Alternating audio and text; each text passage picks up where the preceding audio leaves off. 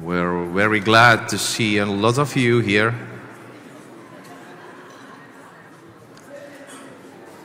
But by the schedule, we should start already. Thank you for your cooperation.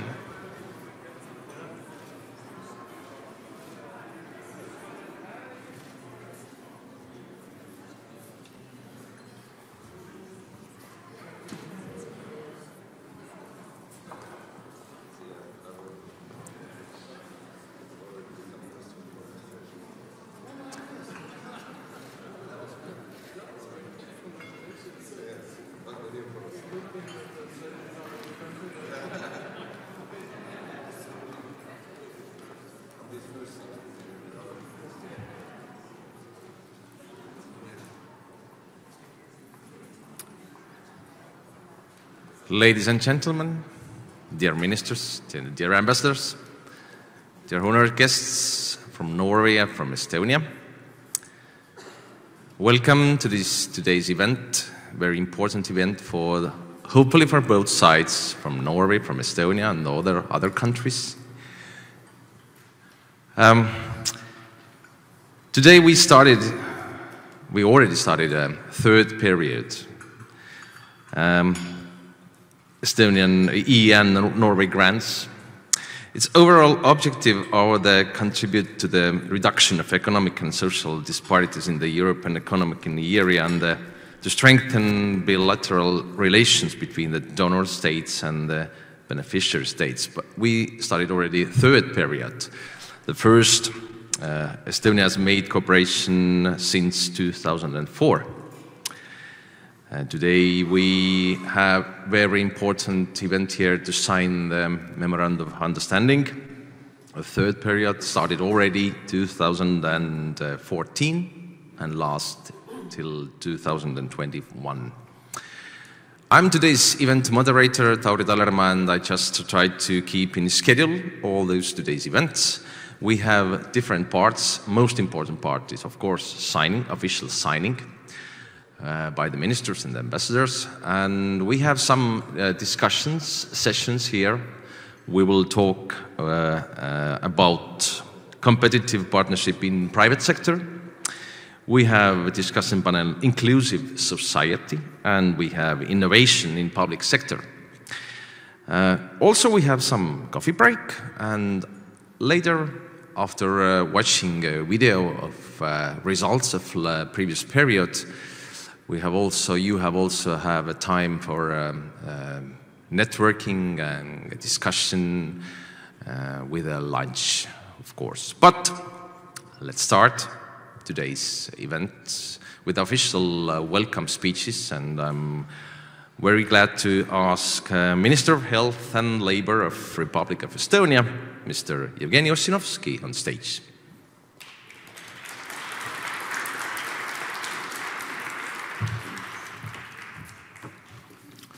Dear Mr. Minister, dear Ambassador, dear guests, I've seen the announcer was correct, but on the screen I've already become Minister of Foreign Affairs, which has not happened. But since Mr. Mikser is away from the country and I'm officially his first substitute in the government, then perhaps it's not too wrong either. I'd like to warmly welcome you here in Tallinn to this conference, working together for a greener, competitive and inclusive Europe. And of course, I'd like to wish you a good Europe Day today on the 9th of May. I think since this Sunday, Europe is looking much more optimistic than it was last week. And we can continue our optimistic work for a better union. Today, Norway, Iceland and Liechtenstein and Estonia will sign the third Memorandum of Understanding for the next program period from 2014 to 2021. And I have to say that Estonian cooperation with the European Economic Area countries and Norwegian financial mechanisms has been outstanding.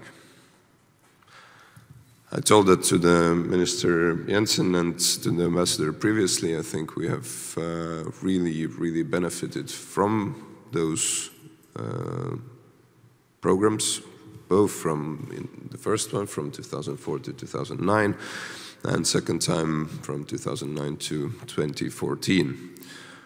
The Memorandum of Understanding will ensure the efficient and targeted implementation of the agreed programs that contribute to the reduction of economic and social disparities here in Estonia, but also more widely in Europe. And of course, which is no less important, it will also strengthen the bilateral relations between the donor countries and Estonia. There are, of course, numerous examples of how the EEA Norway programs have benefited us. Most importantly, I think these projects have made life in Estonia better. It has changed our society, in many regards closer to the Nordic model, but more generally to make it more competitive, greener, and more inclusive. And that's also the theme of today's conference. Thanks to these projects, we have supported areas that needed additional resources, and we managed to pilot some of very important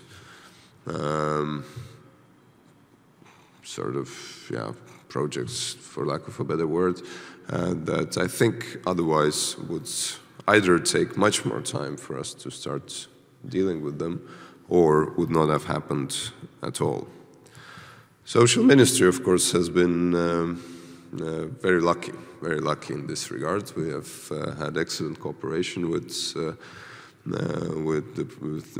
this program. We have managed to start new services that we haven't been able to do previously, both in public health, for example, a network of mental illness centers for children and youth that are operating now in different cities in Estonia and have been incredibly positive, not only in providing the new service, but also in building up a wider network of specialists who deal with these issues.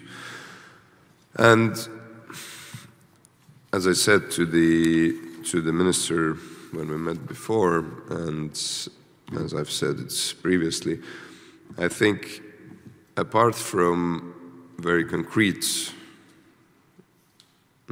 sort of financing mechanism and projects that we've run, I think the most important development or benefit from that is that we've been able to move on some of the very important issues like gender equality, also mental health, social inclusion in general, on issues where the social value system of the Estonian society here does not sufficiently address the necessity for those changes.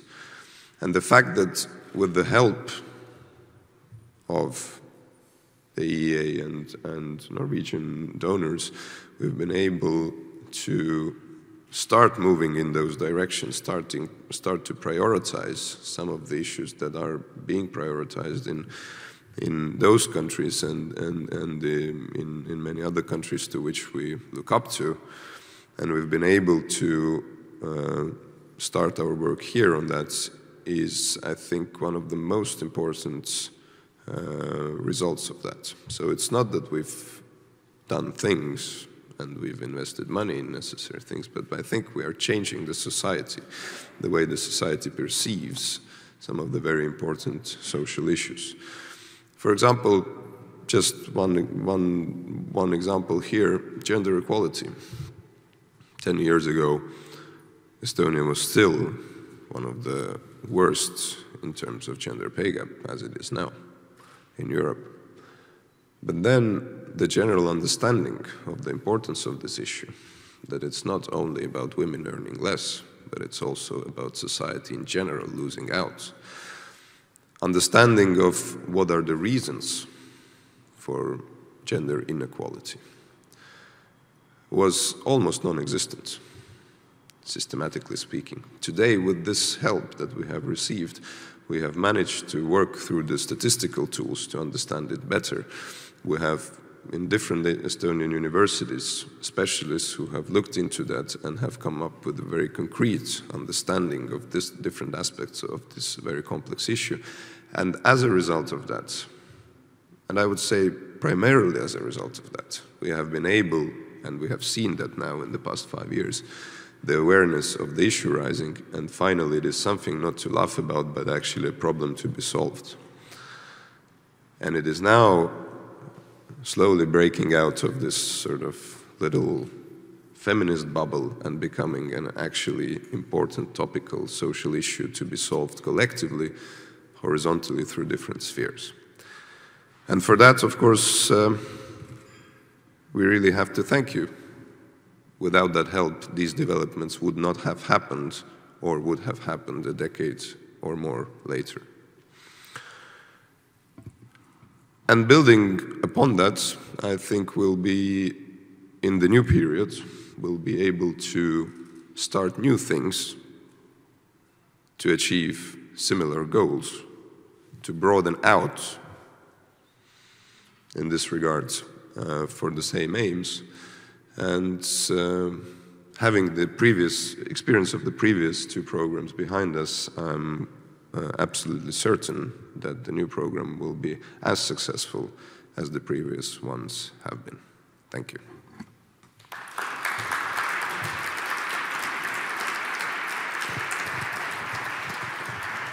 Thank you.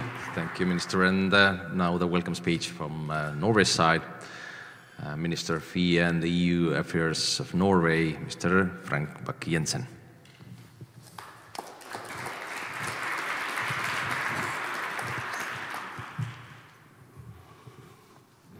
Thank you, Minister, dear friends. Good morning, dear Homikost. It's a great pleasure to be here in Tallinn with you today on Europe Day, and my mother's birthday, actually. Norway and Estonia enjoy a close and excellent relationship. We're allied countries and we are partners working for a strong and united Europe. And as such, celebrating Europe Day in Tallinn together with the incoming EU presidency and by signing an agreement that will foster new cooperation for the good of our relationship and for Europe is very timely. This year, all eyes will be on Estonia. You have a great task at hand.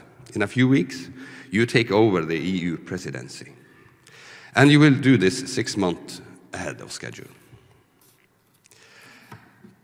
I have never doubted that if there's any country who can pull this off, it is Estonia.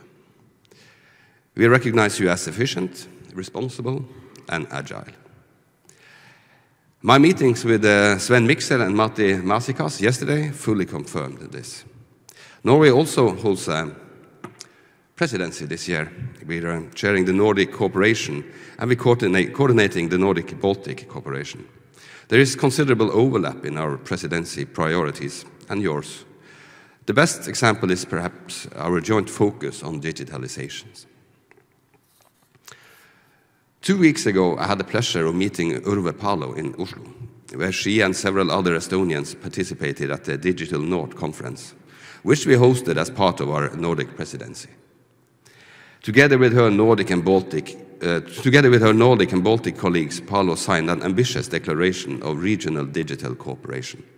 Together, we agreed to take the lead in order to fully establish a digital single market and to strengthen cross-border digital cooperation in both the public and private sectors.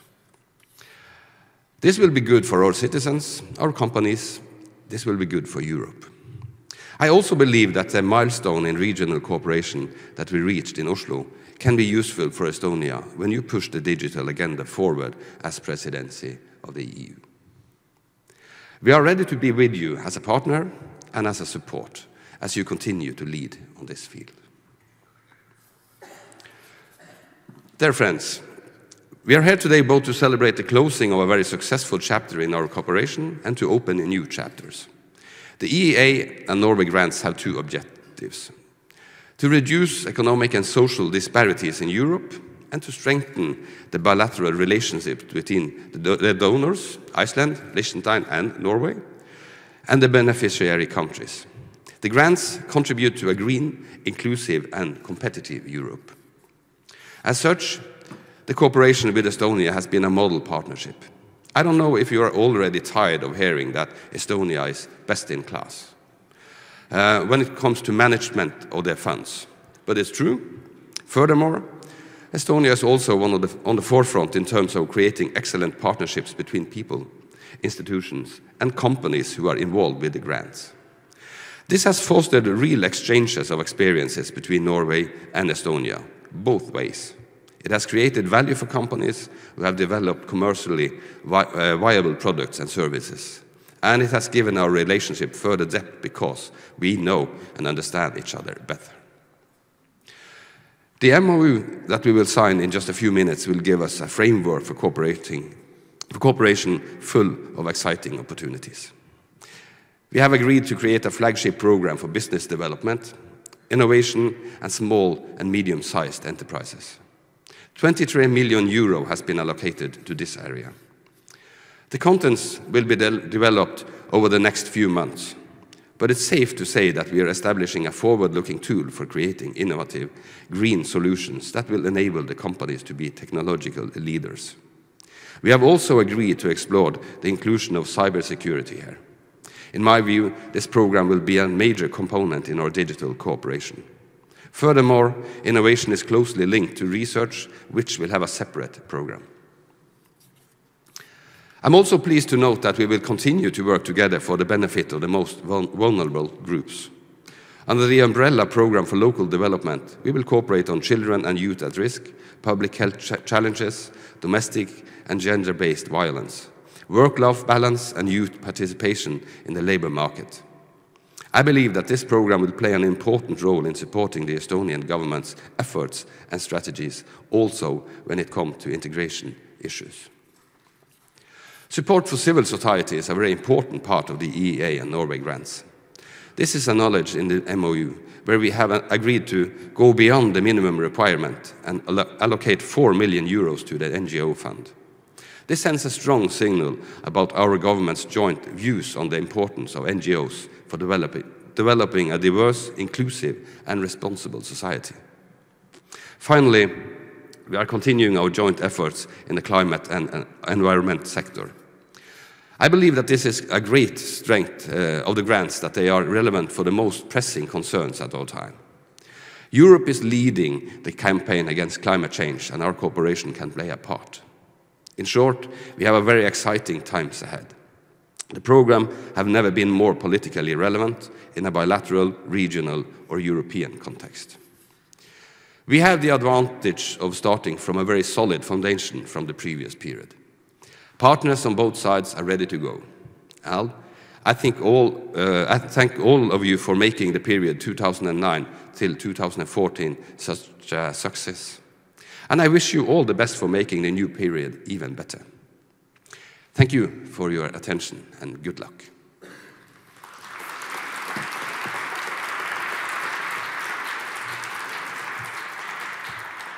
Thank you, ministers. And now we have one official, very important event to do, and this official signing. Before it, I just want to remind that we have live broadcasting. Everything what you see now here is also shown by the others, and that you can tell your friends that they can watch on Postimees and have a live broadcasting. But now I would like to ask, behind this table there is different folders and documents, and I would like to ask, in order, you see there is 5 flags, 3 names, and 3 chairs. We have 4 sides, but we have 3 persons. I explain right now why we have this kind of situation. But at first, I would like to ask on stage Ambassador from Ireland, Kristin Arnadottir, please, can you be on the stage? And then from Liechtenstein, they already signed the document in Brussels, and we are very thankful for their commitment on this project. But their signs already on the documents, and that's why we didn't have these representative in here. From Norway, Minister of E and the EU Affairs of Norway, again Frank Bakke-Jensen, and from Estonian side, Minister of Health and Labour of the Republic of Estonia, Mr. Jevgeni Ossinovski. Please, three of you, please. I ask you on the stage and take a seat behind your name.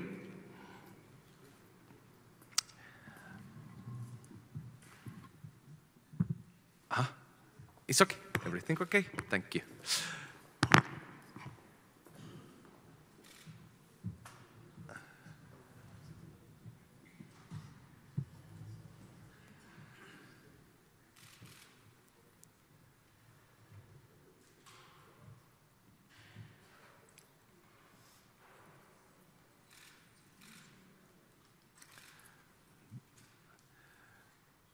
I just said that we have live broadcasting, but I see we have more broadcasters here. This okay?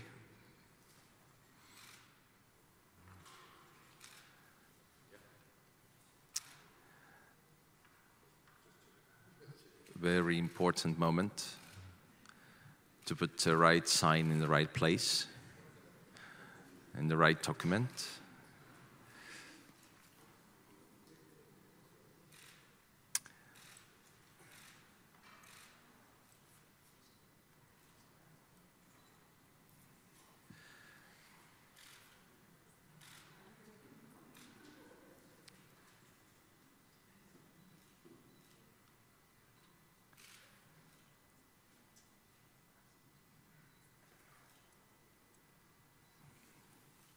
Of course, before you're signing the document, it's good to read through it.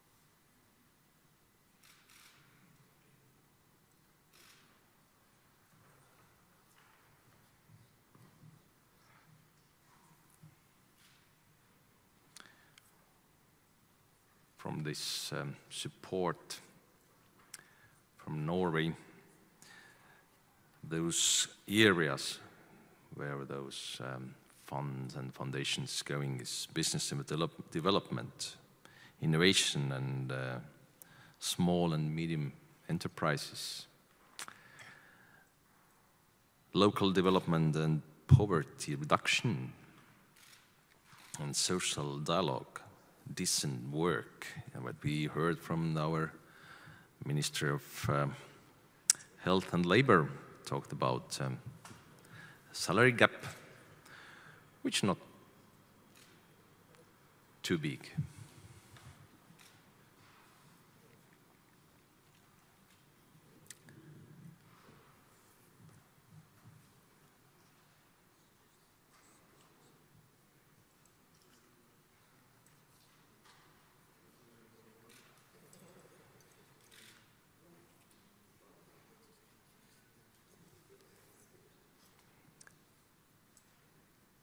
And of course, after the official signing, we have the photo session with those folders. Quick. Before we are continuing, I'd like to ask Ambassador of Ireland say some words. Thank you, words. And please, Miss Kristin Arnadottir.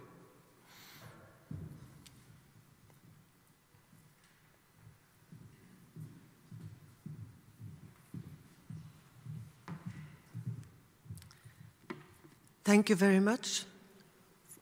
And I will allow myself to say that it is not an ambassador of Ireland, but Iceland. Minor, perhaps, pronunciation. But congratulations to all of you. I think we are signing here a contract that will make us collaborate for the benefit of all in the next coming 5 years. And I must say that Minister Ossinovski, I very much appreciated your emphasis. I think you have exactly sensed in where the Nordic countries, Norway, Iceland, can make an added value. It is a big moment. We are very small as a country, but we have a very important history together, Iceland and Estonia, not to mention, of course, Norway, where an ambassador once said to me, well, you were the rebels that left us some 1,000 years ago. And I said, don't forget that we were also the innovative ones, for good and for worse. But I am only going to say that this is a big moment. I'm very happy to be here. I bring best regards from Minister of Foreign Affairs Iceland, who did not have the opportunity to be here today. And I thank the Embassy of Norway for preparing this meeting in collaboration with the Foreign Ministry of Estonia. And again, say this is a good day, it's a big day, and a day for the history, I think, of our common history. Thank you.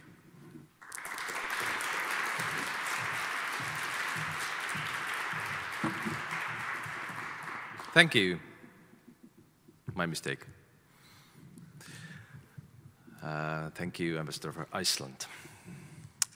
So now we are ready to go the next session panel, but before it, we'd like to thank all the ministers and ambassadors.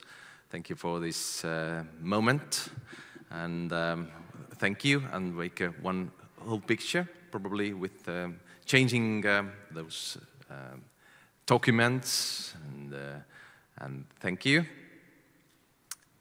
Well, yeah, thank you. Yeah, thank you.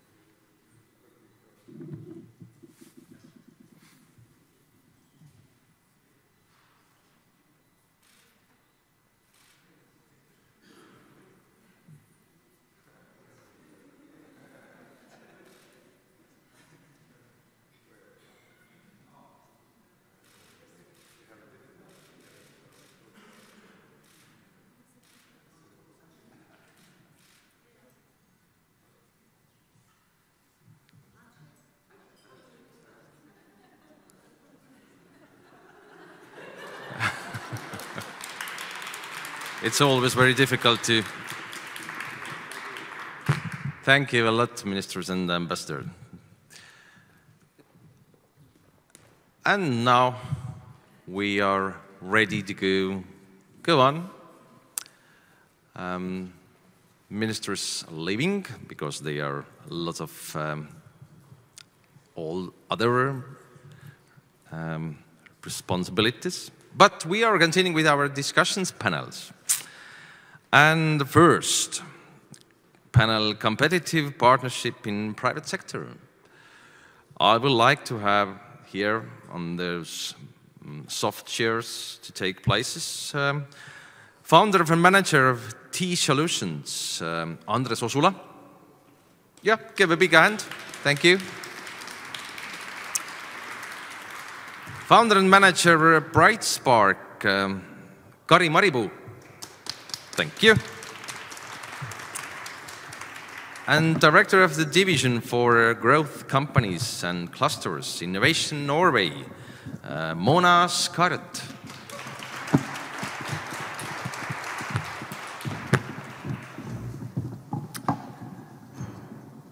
And we have competitive partnership in private sector. You all have the microphones. Please take those mics. And in same order, I would like to just have a first introduction about this subject, about your experiences, to just briefly talk about this partnership in private sector, what you have done, why you have done it, and how successful or what kind of results. Let's start from first, Andres. Good morning to everyone. Yeah, it says ticketing system. Sounds very simple, but actually my experience and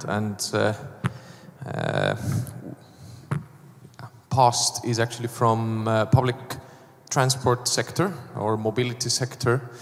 I have been working in this sector for almost 20 years now, and we have been always very innovative in that sector in Estonia. We have invested as a family business in quite a lot of new ideas and new innovation to improve more greener and more effective way to move passengers and people around.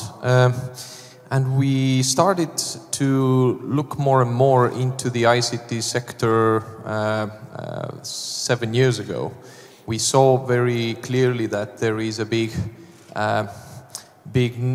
market coming up, and improvements in digital mobility is quite imminent in the sector. So we started to invest in there, and about 2 years ago, when Green ICT, let's say, project started for Estonian companies as well, specifically in ICT, we got a really good connection through that project with Norwegian company Netbus, who belongs also to a big group, NSB, in Norway. So we got a good contact with them, started to discuss about mutual cooperation in that sector, as we had quite good experience specifically in commercial transport, long distance coach network, and so on. So basically they understood that we have a really good experience in digitalizing and improving those services, specifically through IT and IT management. So it ended up after a long discussion in partnership, and also they decided to invest in that companies to improve it even further on. Okay, I just wanna my personal. I'm interested in how you got this contact with a Norwegian company. As I said, the Green ICT project was about actually establishing partnerships in Norway and Estonia, or mutual partnerships with companies. We initially had a consultancy company who actually how to say, facilitates such partnerships so quite quickly through them, and also through our own network of knowledge about this industry. We established that contact quite easily. What was your strength? What you think? Why the Norwegians find you to invest in you? Actually, it became quite clear very early that we share a common culture and understanding of each other. It was really easy to sit down and start to actually get to the bottom of things, not to go around. We have experience also in France and other countries where it takes way more time to actually get things done, and to start trusting each other. It's like we are Scandinavians too. Yeah. I fully agree. Yes. Okay. I have even written down an idea of Estonia being a small brother to Scandinavian countries. I think the same mutual feeling got quite clear in the beginning, and I'm not sure. And actually, to be honest, they also told us quite early on that they wouldn't have the same feeling about other Eastern European countries. But about your company, is there any others in the same area? The competitors, or is it big competition in this area? Mobility and actually transport sector is one of the most competitive sectors in the world, I would say. And the other thing you have to understand is the margins, and the business-wise, it is a low-margin business. Big volumes, low margins. So efficiency and emphasis on the ICT is one of the key elements in success. So I think the background that Estonian how to say, not only governmental, but actually the digital society helped really a lot actually in this facilitation of cooperation as well, because for Norwegian people, they felt that, okay, that country has already proven that they can do it. So it was way easier for them to adapt. Low margin, but fortunately big volume. Otherwise you will survive, yeah? To be honest, actually, that's another thing maybe we can discuss later on about the pluses of Estonia having in this sector as well. So. Okay. For starting, thank you, and let's go further. And please, Kari, about your experience. Good morning, everybody. My experience is actually in low volume and medium profit business or it's market good business. too, yeah. It's okay. So we are a software development company, quite classical in the sense that we provide tailor-made software. Started 6 years ago. I've personally been involved in IT for also almost 20 years. Started when I was 15. Never learned or studied any IT, only economy and the business. And BrightSpark was actually founded 6 years ago with the purpose of finding great partnerships, not just by creating the software products, but just finding great partnerships. And we understood in the previous experience that the most important value is if you can serve your customer's customer, which means that you actually have to understand your partner's business. You have to understand how your partner earns money, what are their challenges, and then selling your product or service is a no-brainer. This is actually what also happened in frames of Nordic grants. I was actually quite skeptical about all the support funds and grants and money that has been given to you, because it's kind of had a feeling that the money is never free, and I think that the effort to actually use that money and the responsibility that comes with using the money is actually much stronger than just doing the everyday business. And it was exactly this way, but I'm very happy that we decided in 2014 to join the program, because well, the program itself was great, and the result of this program, in our case, we developed the energy monitoring and energy sustainability information system with our Norwegian partner Asplan Viak. It was a great thing, but even greater thing that this particular project was the cooperation that we were able to grow out from these visits that we were taking to Norway. Which means that already on the first visit in Oslo, after several drinks of aquavit, we were able to discuss with many customers and the future partners, which none of them actually started right away. It all took time, It took time. I went to Oslo several times after that. I invited them over. It took time up to 2 years. But now, as we have already finished this particular project that we got the financing, in addition to that, we have already 3 or 4 corporations in Norway. And I would like to say that one of the projects with Norwegian investors, with Norwegian marketing people and Estonian IT competence is actually giving us the chance to compete around the globe by combining Norwegian knowledge, by combining Estonian knowledge, and by creating the very strong team to actually compete with Asia, to compete with America, to compete with other European countries. And this, I would say that neither Norway or neither Estonian company would not have achieved this without this partnership and without this cooperation. I fully agree. We will talk later on. We probably have enough enough time. Money we don't have, we have time. Never we have money. And I hope the aquavit is non-alcoholic drink something, yeah? Obviously. But we will talk later about the future plans also, what you have in your mind.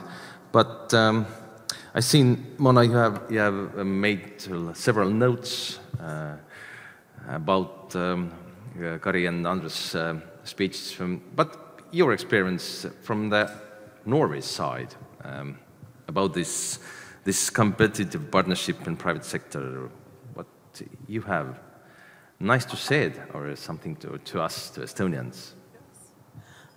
Well, thank you for the invitation. I think it's when we're signing a new memorandum of understanding, it's really good to look a bit ahead.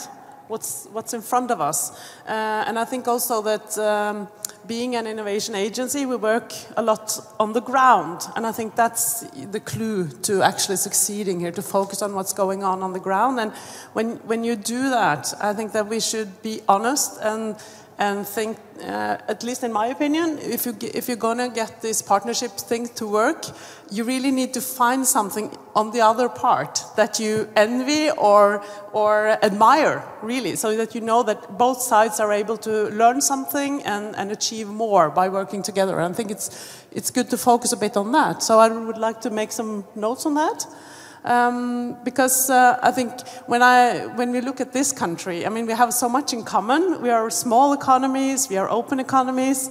Exactly the things that is the qualities of Estonia is much alike with Norway. As you said, it feels like Nordic, and I think that's a very good starting point to focus on the things that are actually the same basis and a platform for collaboration. But what can we learn from you? And I think it's not wise to look at this as a donor state and beneficiary state. I think we need to figure out what we can learn. So what we can learn from you is actually, in Norway, we still have a very resource-based economy, especially the export is very resource-based. So we actually look to you. In order to, how can we get a more diversified economy? How do we succeed in e-governance, in ICT, green ICT? So that's really something we admire and where we want to learn from you. And also, in the challenge that we are now facing as a country in Norway, we are looking at how can we diversify and transform by solving societal challenges? And actually the areas of opportunities that we have chosen for our country is exactly the same as you're working with. It's, it's smart societies, it's health, e-health, welfare. It's also bioeconomy, and it's also renewable energy or energy efficiency, as you're talking about. So we have so much in common trying to solve these societal challenges and make public and private sector actually work together. That's why, this panel and the next one, it would be interesting to actually combine them, because we need to make these, at least we need in Norway, to be better at working together from the public side and the private. And I think you have achieved something there that we haven't really fixed yet. So that's also something that we want to learn from you. And just let me finish with something, please. a takeaway for you. What can you maybe learn from us? I don't know you a lot, but I think maybe Norway has a very long tradition and a reputation of like high quality and sustainability, working with high tech, but also it comes with a catch because it's also a reputation of expensiveness. So, but maybe that's a good match of the kind of, you know, compatibility, and together we can make something better. And a last thing I would like to invite, my responsibility is also with the clusters. And I think that's maybe something you could learn from us, because we have also, as well as you, a lot of SMEs. And we have a very long tradition, 10, 15 years of actually bundling together these SMEs together with the research institution, working together, not only on R&D and competence, but also on actually export. And try to, you know, compete when you have to, but then collaborate on anything else. And that's an offer from us. I think maybe that could be an interesting thing to learn, both for the companies and for the government. That's great. Yeah. I just wanted to add that we are actually building a product. And to build a product, you need good knowledge and experience. And from that side, the partnership we have with the biggest transport operator and company in Norway and Sweden is actually huge value. The input we get and the ideas and the let's say suggestions to improve are huge value. I don't think that although we have good experience in Estonia, the background is different. The mindset have difference, and to be competitive, you need to mix experiences. So definitely this partnership has worked also towards innovation and improving the product itself. I think that's very important, actually. I just want to go back on this cultural theme that you said, that it was very easy to communicate and sit down and talk about, but we always, as Estonians, think, and we are different. We are a small country. Norway is very big compared with us. Is it really so easy to communicate? Is it how you, like Estonians, feel? Did you afraid before, like Kari said, you were afraid about those investments, and you had to like ask money from someone? It's not like very Estonians, but.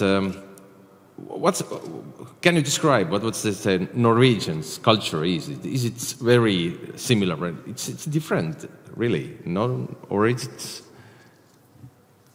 Kari, yeah, you didn't tell. Okay. Of course, there are differences. You're Vikings, we are maybe Vikings, we don't know. Maybe part of us is, but I believe that this part of us, which at least believes is a Viking, makes the good connection with Norwegians. At the end of the day, we are living pretty much the same quality of life. We are doing the same things. We are in the same cultural level. We are all traveling the same locations. We are blaming the same weather. We are skiing. We are ski jumping. Some do, some don't. You win in cross country. We try to win in cross country. Well, there are lots of topics. Don't talk about cross country. Well, we need to borrow the snow from Norway. Probably. But my point is that actually there are lots of topics then in our region which makes the good bond, and which, for example, if we are comparing us even with Southern Europeans, there are much more in common than with the people in Italy or in Spain or Portugal or even Southern Germany. And as we are all in the same region, we are all having the same issues, the same problems. You know, it's always easier to find those topics that we want to share. And if you have those topics, then at the end of the day, talking business after this bond has been created is exactly the same as me and Andres discussing about how we could do together something. So it's not any different. Yep. Could I comment on? I think it's funny because it's always when you go to other places, it's always Norway, which is a tiny country. So I think we have that in common, you know, to be a tiny country. We just when we try to compete internationally, we're just so tiny anyway. So I think maybe combining the forces and if you're gonna succeed internationally, you need to stand out in some way. And I think that combining this complementary, I think, resources and capabilities could be a good match. And at least in Estonia, Norway is the little sister. I mean, it's Sweden and Finland, and so we have a lot of potential in working much more together, both on investments, but also business and research. So I think it's a good match, actually. And I would like to add here that if we are combining even all four Scandinavian countries together and putting Estonia and Latvia, Lithuania even aside, we are still a tiny, tiny piece of land compared to China, India, America, and the places where the actual economical growth today happens. So we have to be very strong here, and we have to stick together. Cooperate, yeah. Partnership is very important. Yeah, just if you're going abroad, worldwidely, Estonia is worldwidely, yeah, Skype or something. Is it? The question is always, is it Skype Estonian or? But Norway knows everyone. Where is Norway? And it's not. You don't have to introduce where is it Norway. But still, to just encourage people. Maybe there is in the audience sitting people just thinking that maybe we should take some partnership with Norwegian. What do you say? How to start? From what to start and how to start? And about your plans, for example, Andres. You finished this investment period, or you finished this project, or you continue? So basically, the Green ICT project, of course, has ended, but as a follow-up, we actually partner up with Netbus to start next project. So it's not so much anymore about investment, rather than actually a client partnership and business partnership. Mm-hmm. So and to be honest, actually, it is just another door. Scandinavian market is only one market that we are heading at, but basically we both understood when we started this cooperation with Netbus that actually by combining the experience and also the high quality ICT Estonia can offer, the global basically view is to expand and take that cooperation to the next level. So that's where we are heading at. Okay. Kari, what's your plans to go on? I cannot reveal all of them. Why? We have live broadcasting. But maybe the most ambitious plan with Norway is that the group of investors that we met as an extension of this project that we were financed, the group of investors are actually interested in pretty much everything that we have, because we have in Brightspark a lot of different intellectual properties that we can't sell, we don't know how, and there's no market in Estonia to sell those products that we have, great products that we have created. And if investors saw what we have, they want to kind of spin off things from Brightspark as a common investment, meaning that it's not just Norwegian companies coming over and buying everything, but it's rather that we are establishing something either in Norway or together, even in UK, with Norwegian competence, capital, Estonian competence, human capital. And we are doing something for the world, because neither Norway market, or we're not talking about the Estonian market, they're both very small markets actually, even if we're looking that Norway is bigger compared to Estonia, but Norway market is still quite small compared to the actual interest market. So we're combining those interests. We're taking the Estonian solutions out from Brightspark, and we are putting them on a market, trying to do that as best as possible. Mona, as we see, two examples here is ticket system and IT system. There's both connected with IT.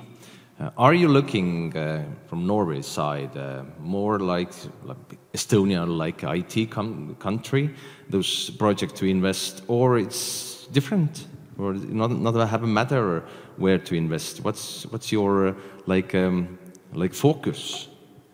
Well, I think digitalization is always a combination between the digital driving force that can actually change things, but also deep insight into the sectors that you're actually digitalizing.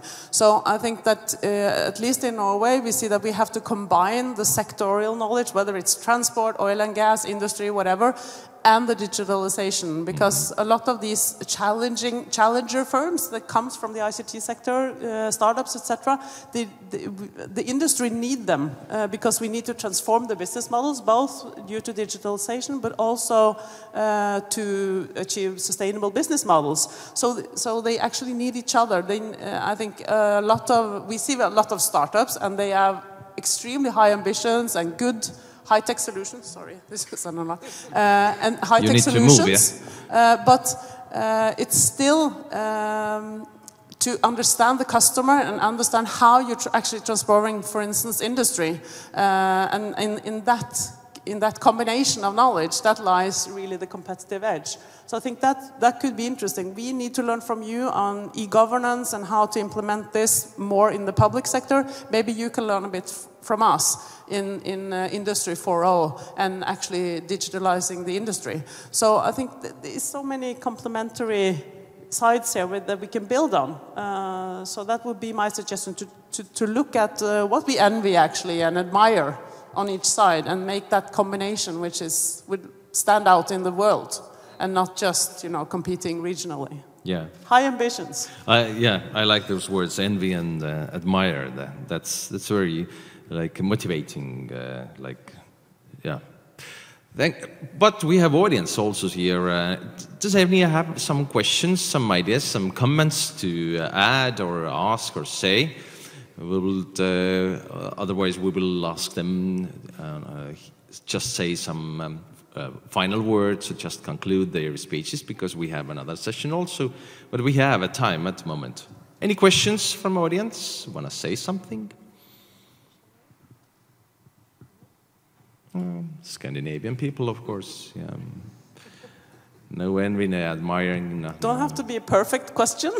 Yeah, yes, from Iceland. I'm very sorry. Yep, just a second. Yeah. Try. Minister Osinovsky talked a lot about gender programs and that being one of the big issues.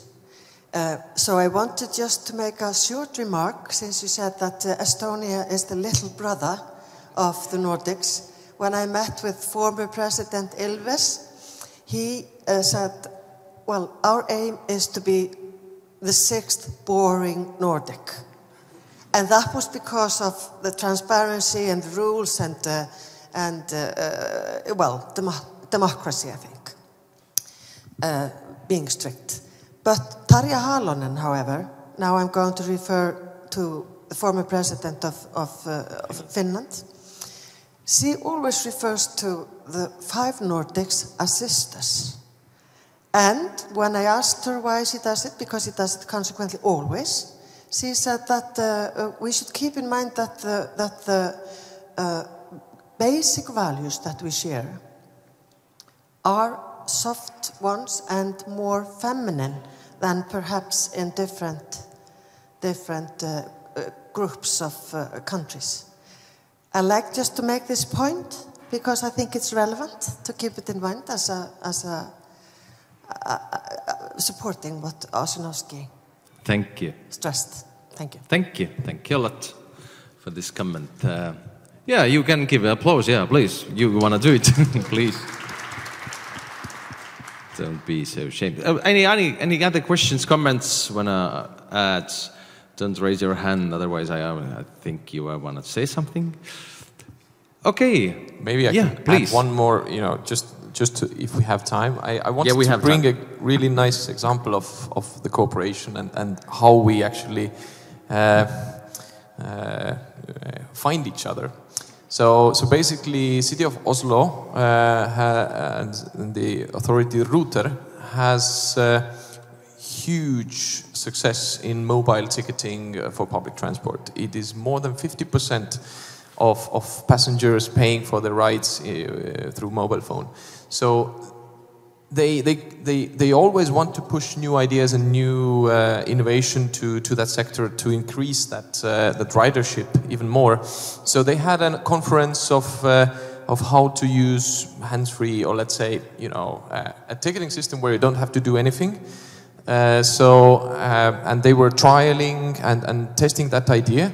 And then at one point when we met and we told them that, you know, guys, we have worked on this already for 3 years in city of Tartu, and we have 70 buses already equipped with that technology, and we are really very, that's a nice one. We're really close to actually achieving that. Then they understood that, okay, Estonia is the best way to go and where to test and find new ideas. Not that just they come up with an idea, but Estonia actually has already done that. So I think that was a really good example of how Estonia can do better. What you just pointed out, that I think is where one important thing is to go and ask some investments. It means that you have to have done something. You have to have results. Otherwise, I have a great idea, I have vision, I have everything, but I haven't done nothing. It's true. You're absolutely right, and actually, this is the point. Startup culture has always had this motto of fail fast and move on. Think about it, if you're going to invest in adapting that technology I just talked about to 1,500 buses in Oslo, instead of doing that on 70 and getting the same result. So in my mind, that proved that Estonia's smallness is actually a value where to test and trial new ideas and find out if it works with the same sample rate. I think Estonia should work on that more to value that. Can I please comment on that? Because I think that's being small is sometimes hard. It's hard to find your place in the world and get, you know, a reputation and everything. But it's very good if you want to move up in the value chain and you want to work with innovative and quite new solutions, then it's great because it's a very good test bed. Whether it's e-health or it's electronic transport, whatever, it's a good test bed because you can get, and that's Norway as well. So it's a good combination, and try to work on, as I said, working in the field and proving results. That's at least what we tell the startups that we work with, that you need to get on the ground, you need to test it in the market, understand the customer need. And that's, I think both our countries are very good test beds for different kind of technology. Also because the population is quite, you know, advanced and willing to try new technology and use new technology. So that is also a common ground that we can move further on. And I would like to add here that it's sad that politicians left, but it's important to say to at least the Estonian government that Estonia, one of the reasons why Estonia has been successful is that this testing ground has also been created, the environment has been created by the legislation and the law. So when we're talking about the new innovation, the innovation must also start with the government, meaning that the government should have the the courage to decide, for example, like self-driving cars, Uber, like a million other things that may be or may sound difficult or risky. But if Estonia doesn't take the risk, then we are losing the edge. And then this has been actually the edge based on software development companies or hardware development companies have been able to build their services on. Because the second point is that Estonia, as we're joking, that every solution that we create, there's only one customer for each solution in Estonia. And I believe Andres will agree with that. So if we are doing that one solution and having this one reference in Estonia, then we can use this reference on the international scale. And as you were describing previously, it's always good to show that, yes, we have done it and we have implemented it in a small scale, but it works. And it's much more secure to actually buy or work something like extended if we have this success story as a basement. Yeah, I would like to ask the final words for the session, Mona. Just conclude all those ideas we talked here and just say something encouraging words. Yeah. I think we have, it's a good match here. What you have, your experiences and also the things that lie ahead of us, because there are so many challenges that we need to solve. We need to work together, both public and private, and we need to find new ways of doing that. But I think we have a good foundation. But I think maybe one of the challenges, if you have a test bed, you have one solution. At least in Norway, we have this problem that we have a lot of pilots. You know, we have more pilots than on the airline system. So, and we don't really get it to scale and to be the new standard. And I think in order to do that, we need to move across the silos in public sector, where the needs are sort of chopped up in silos, and everyone is, you know, we are working with health, we're working with transport, but sometimes you need to cross the silos. That's one issue we're working on. Maybe we can work together on that. But also on the business side. Because if you want to move higher up in the value chain and you want to provide solutions, if we're going to sell anything internationally, we need to team up different companies with different parts of the solutions to make a more, you know, a full solution and provide that to the world. And I think that has also to do with collaboration and cluster thinking. So again, let's just invite Estonian, both companies and the ministries, in order to think more about how do we make this a new standard and not just standalone small solutions, because that's very difficult to sell in the international market if you have a very narrow solution. So that will be my concluding remarks. Thank you, Mona, and thank you all for your commitment and your ideas and your experiences. Thank you. I would like to ask some nice gifts to give you for this good session. Give a big hand and give the big applause. Thank you. Mona Skaret, Kari Maribu ja Andres Osula. Thanks a lot. But we are ready to go on, and we have one session before the coffee break. And the discussion panel called Inclusive Society. And next speakers on discussers are here. Maris Jõgeva, Executive Director and Networking of Estonian Non-Profit Organization. Yeah, please. You're welcome. You get your applause. Director, Open Estonian Foundation, Mal Hellam.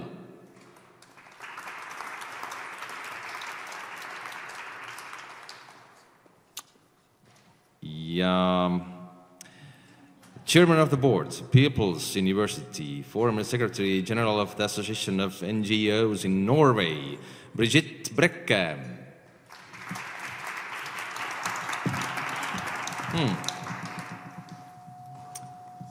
It feels you are good to fall down, yeah? You changed the chairs, yeah. Minister chair, yeah. Yeah. Please take the mics, and we are ready to go on to the next subjects and the next themes. Inclusive society, and I would like to ask you, just briefly introduce your organization, your personal and your experience, and about this subject. And let's start from Maris. Yes, thank you. Yes, so we do need to talk about civil society. I work for the network of Estonian not-for-profit organizations. It's a cross-sectoral umbrella uniting public benefit associations and foundations in Estonia, and we like to believe that these are the strongest organizations because they all do the work in the areas that are important to them, either in social welfare or environment, or working really strongly in the communities. But together with that, they also work for having stronger civil society, stronger cooperation ties between people, and much more social capital in the society. And what we do is that we believe that with our work we can actually grow the will and the skills of people to cooperate, and with this cooperation they can make the changes and reforms in the society that are needed. Estonian civil society has developed a lot during the last 25 years, and if we are looking in so to say, our area, the Eastern and Central Europe and former Soviet Union states, then we have been valued as one of the most sustainable civil societies. We have strong organizations, we have good infrastructure for organizations to grow, but at the same time, when we are comparing our civil society with the Nordic countries, I don't know, looking at the European Social Survey or some other good analysis, then we see that we don't have as many volunteers maybe. Maybe our professional advocacy organizations, they don't have as much impact as they could have on public policies. So that's why we are very happy that we can talk more about civil society and what are the needs in civil society in Estonia, also in the frames of this EEA grants. I don't even know where to start, where to go on. Yeah, let's go on. Let's Mal just to introduce briefly also about the organization, and let's go on. So I represent the Open Estonia Foundation, which was established 27 years ago in 1990. And we belong to the network, we are affiliated to the network of Open Society Foundations globally. And our aim is, of course, to promote open society, including equal opportunities, rule of law, and all those values which support democracy and open society. We are operating and grant-making foundation, and today we concentrate mainly on 4 areas of activities or topics, one of which is open and transparent governance. The second area is future of Europe. The third one is public debate on hot issues which concern mainly human rights and equal opportunities. And fourth area is a support to democracies or Democrats from Russia. We were very happy to work as an operator of those Nordic grants schemes, and we are extremely satisfied that we could use our knowledge from the past of grant making, and at the same time having a huge experience of development of civil society in Estonia. As I understand it, you don't use this grants money or investments by yourself or by your organization, but you are spreading it out, or you just deciding what project is worth or not. Exactly. But as I mentioned before, we are grant-making and operating foundations. So we initiate the projects, ideas, and plans, which we also implement ourselves. Okay. It's, you can do both. Yes, we can do. Where we get those projects to just to look through, and how you make your process, the decision process? Where do you get those projects to just find that this is worth or not? First of all, you have to have your values and priorities in place, and based on that, you work out your strategies, which means a complex system of criteria, which are basis of evaluation of projects. And there are 2 ways to find good projects. Open calls, of course, which are open for all. And on the other hand, you can be proactively seeking for good projects and partners. Okay. And do you have enough projects? We have quite strong civil society, so I think it's not a question of having enough projects. It's about people having ideas and wills and wishes to actually move reforms that are needed in society forward. And okay, do we have those kind of people? Absolutely. Okay, we have 30,000 associations in Estonia and also foundations. Not all of them act in public benefit, but still, if we are talking about public benefit, civil society organizations, there are around 13,000 all over the country. Many are working in the communities. Many are working actually looking at how the governance is doing, how to build stronger society, how to involve the people who need to be involved, to be more active, how to encourage the young people to look into the society and to take part. There are many organizations that do excellent work, and I think it's a good way if these organizations actually have some resources to do the things that are important. But how it's happened during the last, let's talk about 25 years, let's talk about the last 5 years. Is it more active, is it more people and organization who is involved with those subjects and want to improve and make our country more healthy and wealthy? And is there, its activeness is increased a lot, or it's same or average? If we look into our history of civil society, it is 27 years. Then of course there have been ups and downs, but overall evaluation could be that we have been successful.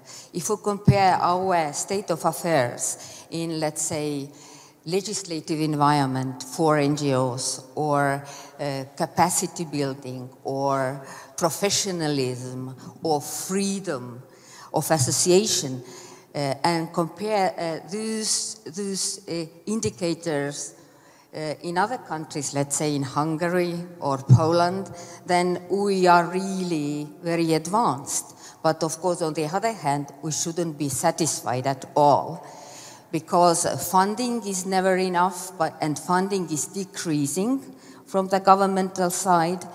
And sometimes we see that we are not an equal partner. Of course, we can never be equal partners to the government, but at least, partners who should be listened to and taken into account, that this involvement procedure is not very strong yet, and we should work on that to really make our voices heard. I'm sorry, I didn't hear that correctly. The government foundation is increasing or decreasing? Decreasing. Decreasing. The funding is decreasing.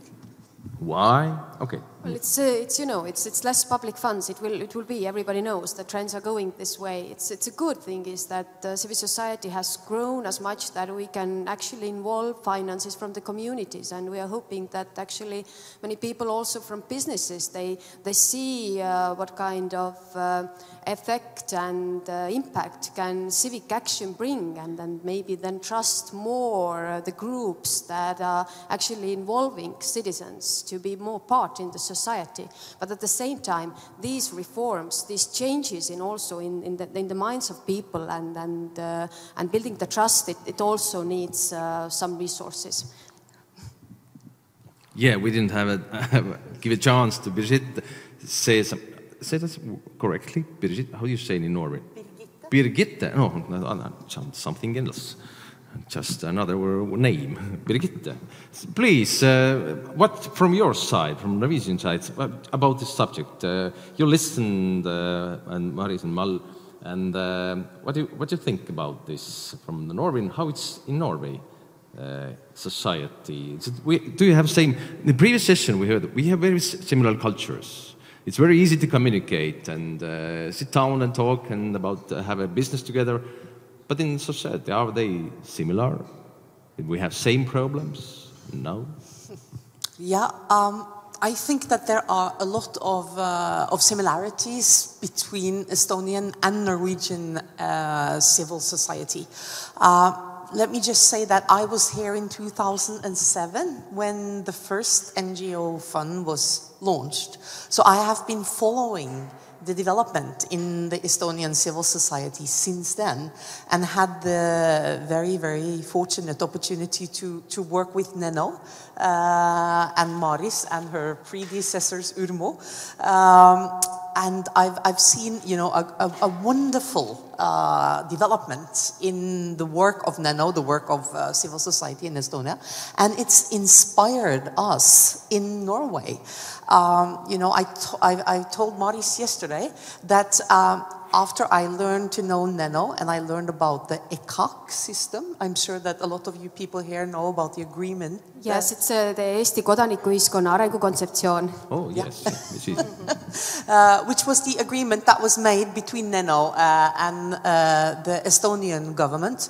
It inspired us in the Association of NGOs in Norway to go back to Norway and say to the Norwegian government, we should have this type of agreement in Norway too.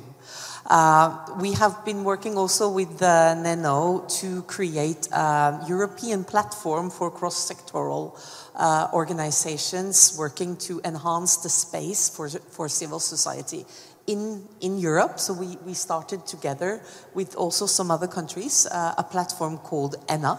And we've had projects with Nano, a foresight project where we sitting together trying to figure out what are the challenges of the future and how can civil society in Estonia, in Norway, be an answer to the future challenges in our countries. Now, having said all this, I would like to say about the Norwegian civil society and about the Association of NGOs in Norway, which is equivalent of Nano. We have a vision for civil society in Norway, and that is that space for civil society is supposed to grow. We want the government to give civil society more space, funding, but also operational space that has to do with legislation and that has to do with places to be, arenas in society where we can be active. The vision also reflects that we want people to give more space to civil society in their lives, to give time, to give money, to give commitment, to be active in civil society. And the third thing that our vision reflects is that is that organizations themselves has to take more space in Norwegian society. It's the responsibility of organizations to actually grab space, to be active, to be out there and invite people. And I think that this vision is very clearly stated in Norway.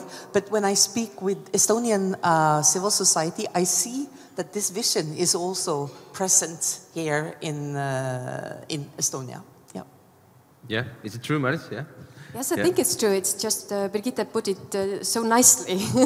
I think this is the same thing that we would like to have, that we have more people who actually take part in the society, and this is civil society. But how they are more active? What are they doing? They can join into organizations, discuss ideas, think about the things that need to be done, and then do the things that need to be done. They can think about the services that are missing, and then actually provide the services either in the communities or even wider in the country. You know, there are many nice social enterprises who might need some investments to grow and then not just let's say, earn their money through the service, but actually solve some social problems that are really harmful. Like the social problems, what's very? I think just there are the examples. You need civil society organizations when we are talking about less advantaged groups, disabled people, children, elderly.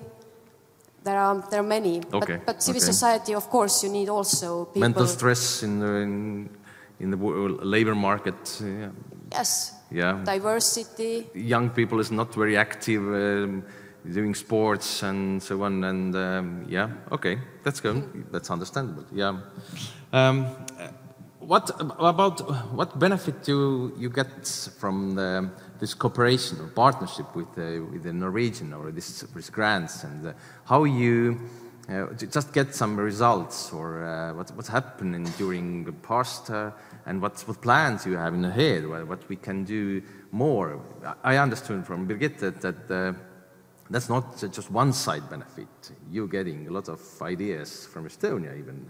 But did you get some ideas from Norway to improve or change or make another way, or ideas? Yeah, Hemal, yeah? It's always very healthy to cooperate with other regions, countries, cultures. people, yeah, you know, and this, you know, enlarges your horizon. It gives you ideas, and this is always a big advantage. And sometimes we see that and it needs funding, because you had to travel to organize events.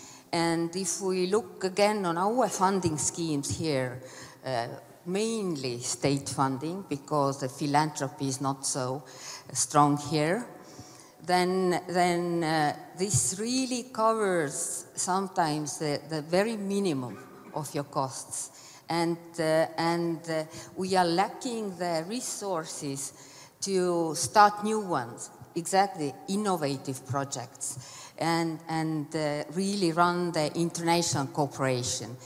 And this is a issue we should deal with very seriously, and this is the area which the EEA grants scheme covered very successfully, and we are really very grateful for that. I remember when our foundation was bigger, the Open Estonia Foundation, then we had many projects and many funding schemes for exchanging experience between transition countries, more developed, less developed, when we exchanged ideas and experience of our transformation. Now, when we became a little smaller, then we really see that the Estonian civil society needs this, and we hope that the next period of the, let's say shortly, Nordic grants scheme will again support this kind of programs. This period already started 2014 and ends to last to 2021, to the year 21. Then is it already some projects already started through these foundations in Open Estonia Foundation, or in? Well, have you already started some with this new period? Yeah, this new no, because the signing was just yes, today. You yes, know? yeah. But of course, you have ideas. Yeah, you have already some projects to start. Of course, there are some. It's, you know, there is a lot talks about civic space in Europe going on, and I think for what we really need this cooperation between the countries and also between civil society organizations is to get our, I don't know, hands on protecting civic space all across Europe. We don't want the same things happen here in Estonia or Norway or any other countries that have happened in Hungary or in Poland, where many people do feel that they actually they cannot maybe I cannot say control their lives, but they cannot see why government is working the way it works, and they cannot see that their voices are heard and taken into account when public policy is made. We need to also see that we have clear, transparent policy making. We need to see that we are very safe when thinking about corruption. We need to see that our governance is open and people really feel that they can participate in policy making. We need to strengthen the values that actually have brought us here where we are now in civil society. So that's why I think we need these projects to fight with populism, radicalization, and to somehow bring together different organizations and different activists that strengthen civil society. You know, the civil society usually deal with problems and issues. And we see nowadays that there are very many common and, let's say, not very positive trends in our societies in Europe. even in countries with more developed democracies and strong roots in democracy,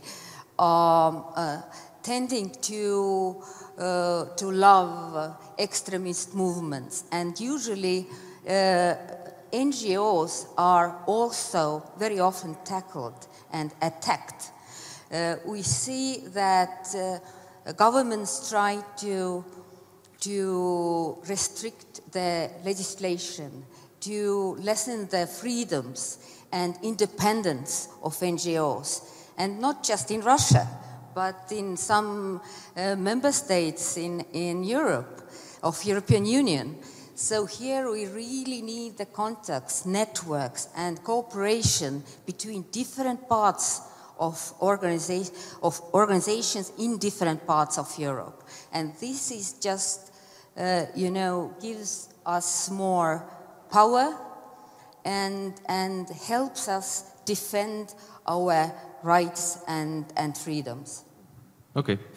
Brigitte, I just want to ask, just turn to you and ask some questions. Be ready to ask some questions. But I have a question to Brigitte. And you listen to those problems, the civil society problems.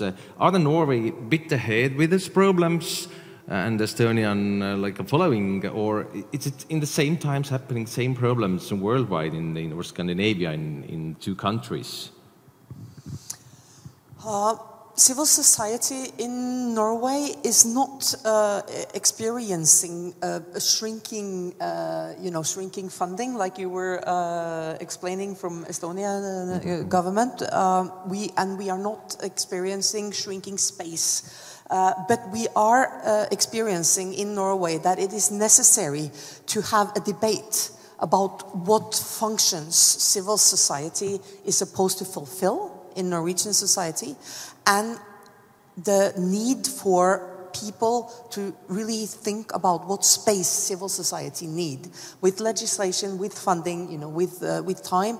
And organizations also have to commit strongly in Norway to their openness. We have a very, very long tradition in Norway for open organizations. It's, very, very few organizations in Norway are closed, meaning that you have to be invited to take part, or that they have secret protocols. The Norwegian civil society has a long tradition for being open.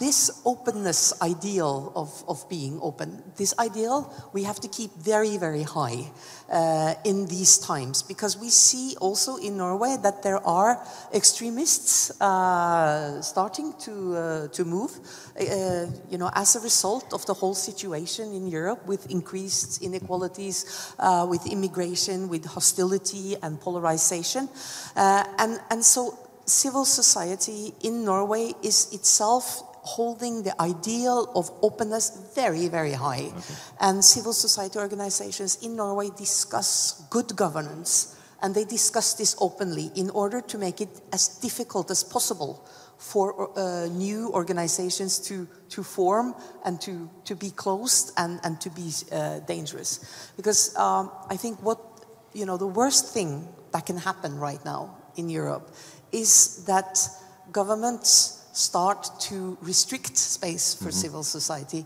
in order to prevent extremism. If that happens, we all lose. What we need to do is just to be more open than ever, and talk about the need to be open. Yeah, it's of course something new for the Estonians, because we're learning to be open, because we have been very tightly closed during 50 years, because we can't say something, or it was restricted. But that's good. We have brothers or sisters to learn. Yeah. But any question from your side? Any comments wanna ask or say? Otherwise, we have time for a coffee break. But it's too early yet. Please be active. Please, open society. Please be active and ask or comment something. We have even microphones. Otherwise, we continue here. You have to just listen us and sit I'd be ready. What is in my mind? You haven't any questions yet? Just raise your hand and ask. When in my mind, we talked about the problems and to be open and the cooperation and just learn from other countries and worldwide. But what kind of real actions, what we can do, or what you're doing in Norway to make the people with kind of activities, just talk to the people, be more open, or what you do? Okay, this is your culture, you have been open, but in Estonia, what you can do with the people who are used to be not very open, and just ask them, just be open. What kind of activities we can do, or you are doing? Yeah? I think that one key issue here is a civic education in schools. Okay. How to prepare our kids for becoming active citizens who really have an opinion and who are able and willing to contribute to the discussion. And when we look at the polls and different kinds of researches, then we see that our kids are socially not very active. They are good in PISA, they know facts and figures. They're socially very active. They have, but social skills are lower comparing to Nordic countries. So this is where we should start. Yeah, they have snapshots, they have Facebook, they have Instagram, they are very active in socially. Yeah, this is not that. Okay. You know, they have to participate in this very public debate, not in online or in anonymous way, but as a physical person and talking eye to another person who maybe have different opinions. I could just go on, and if we're talking about the young people, then I think that one of the projects that was also funded from the last period of the Norwegian and EA grants was supporting the Union of Youth Organizations to watch the elections and actually they had this kind of like shadow elections. Now, you know, the same union has advocated for the young to take part in the elections in real life. So with the help of this grant money, they actually gave opportunity to many young people to think about the elections, to think about candidates, to think about what kind of future they would like to have in their municipalities, and then kind of like have this role play of electing in their schools. And now some years have passed, and now in the autumn they will go and actually participate in the elections. And this is their first chance to make a say about what is the future, what is my choice in the future. So we have to make this kind of practice places where we can actually practice democracy, practice taking part, discussing. We have the Festival of Opinion Culture. I think a wonderful place where people can come together, argument about different opinions, and then maybe come to a conclusion where they say that yes, we agree on something, or maybe they agree to disagree. But this is all very supportive to building the democracy. We need to have more and more organizations who actually try to involve people into these discussions. That's great. That's asking. That's real activity. What to do? And we're talking about the kids. What age we're talking about? The kindergarten, school time. Absolutely, what kind kindergarten. Of, yeah. Till teenage, till 18. We have actually many young people. I had one boy who was going into first grade, and he said that, well, I want to go to the kindergarten where my younger sister is to teach the whole group about how to make these planes from the paper. Just this comes from the small things that I have an initiative and I know that it's actually beneficial to somebody, and then I start to do that. And later I think about the school, I think about the community, and I think about the country, and then I think about the Europe and then globally. It should be a continuous work. Yes, can I just say something? Because I think that, you know, when you want behavioral change like we are talking about now, the most important thing is that you can not only tell it, you have to show it. Yes. And I think that is very important to look to the Scandinavian countries where children and youth, they run their own organizations. You can be 12 years old in Norway and be elected a board member, the president of the board, and be registered as the president, you know, with the government register, so that your organization can receive funding. Or you have lots of teenage presidents? Yeah, we have lots of teenage presidents in organizations in Norway. And there's special funding available for youth and children organizations. And you will find this happening both in Sweden, in Denmark and Norway. And it's been like this for the last 30, 40 years. This way, you teach children and youth that they can take part in society, they can influence democratically, they can organize themselves, and they learn that this is a right, and they don't learn it in school. These organizations are run by children and youth themselves. So, and about openness, I think it's the same. You need role models, and you need to show, not tell.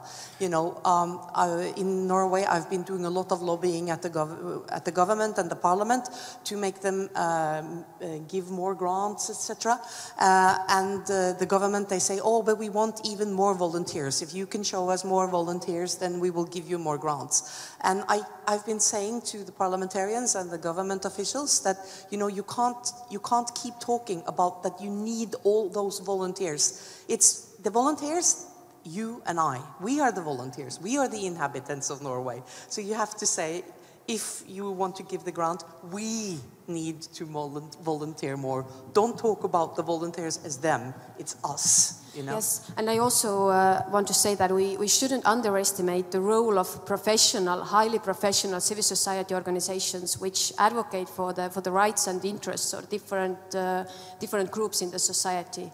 So they actually, with these projects, they also get the experience to get more skills to be better in explaining the policies, better explaining what are their proposals about, better explaining what is the impact of their proposals, and really better in involving people to be kind of like behind them so that the voice is louder. Because to maintain and sustain civil society, it's a hard work. Oh, yeah. It's not a work for weekend or after school or after work.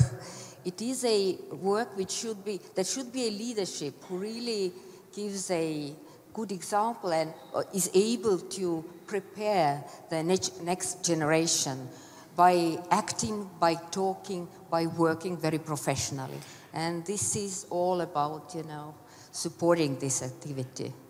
Absolutely right words, and if you're talking about adults, we can tell them. If you're talking about kids and the young people, we have to show them, because their brain not works as adults. That's what Molly just pointed out, that for the young people, they should be leaders. To showing, not just to telling, but showing. Maybe even some artists, maybe some singers, but if they are just making a good example, that works well. Yes, finally, 2 questions already. Thank you a lot. I give you a mic, but lady was first. I give a chance to the lady. And this, right, yeah, please.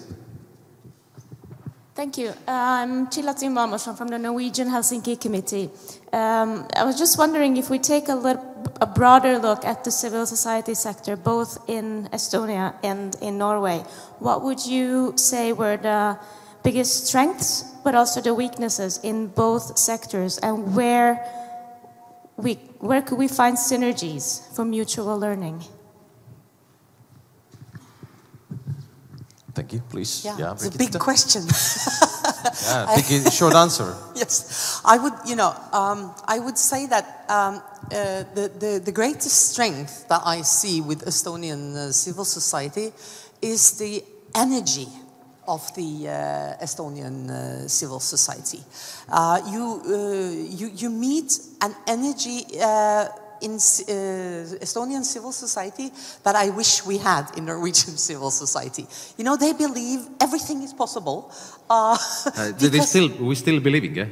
Yeah, okay. Yeah, because you are a young democracy still, and so you know you've been reading the book about what the democracy is going to be like, and you just go out and you do it, and it's so refreshing to meet that. So keep that fresh energy. You know, don't become lazy and like Norwegian organizations. Yeah. Yeah. This is Maris and Mal, your job. Yeah. Your effort. I think the biggest strength Norwegian civil society has is the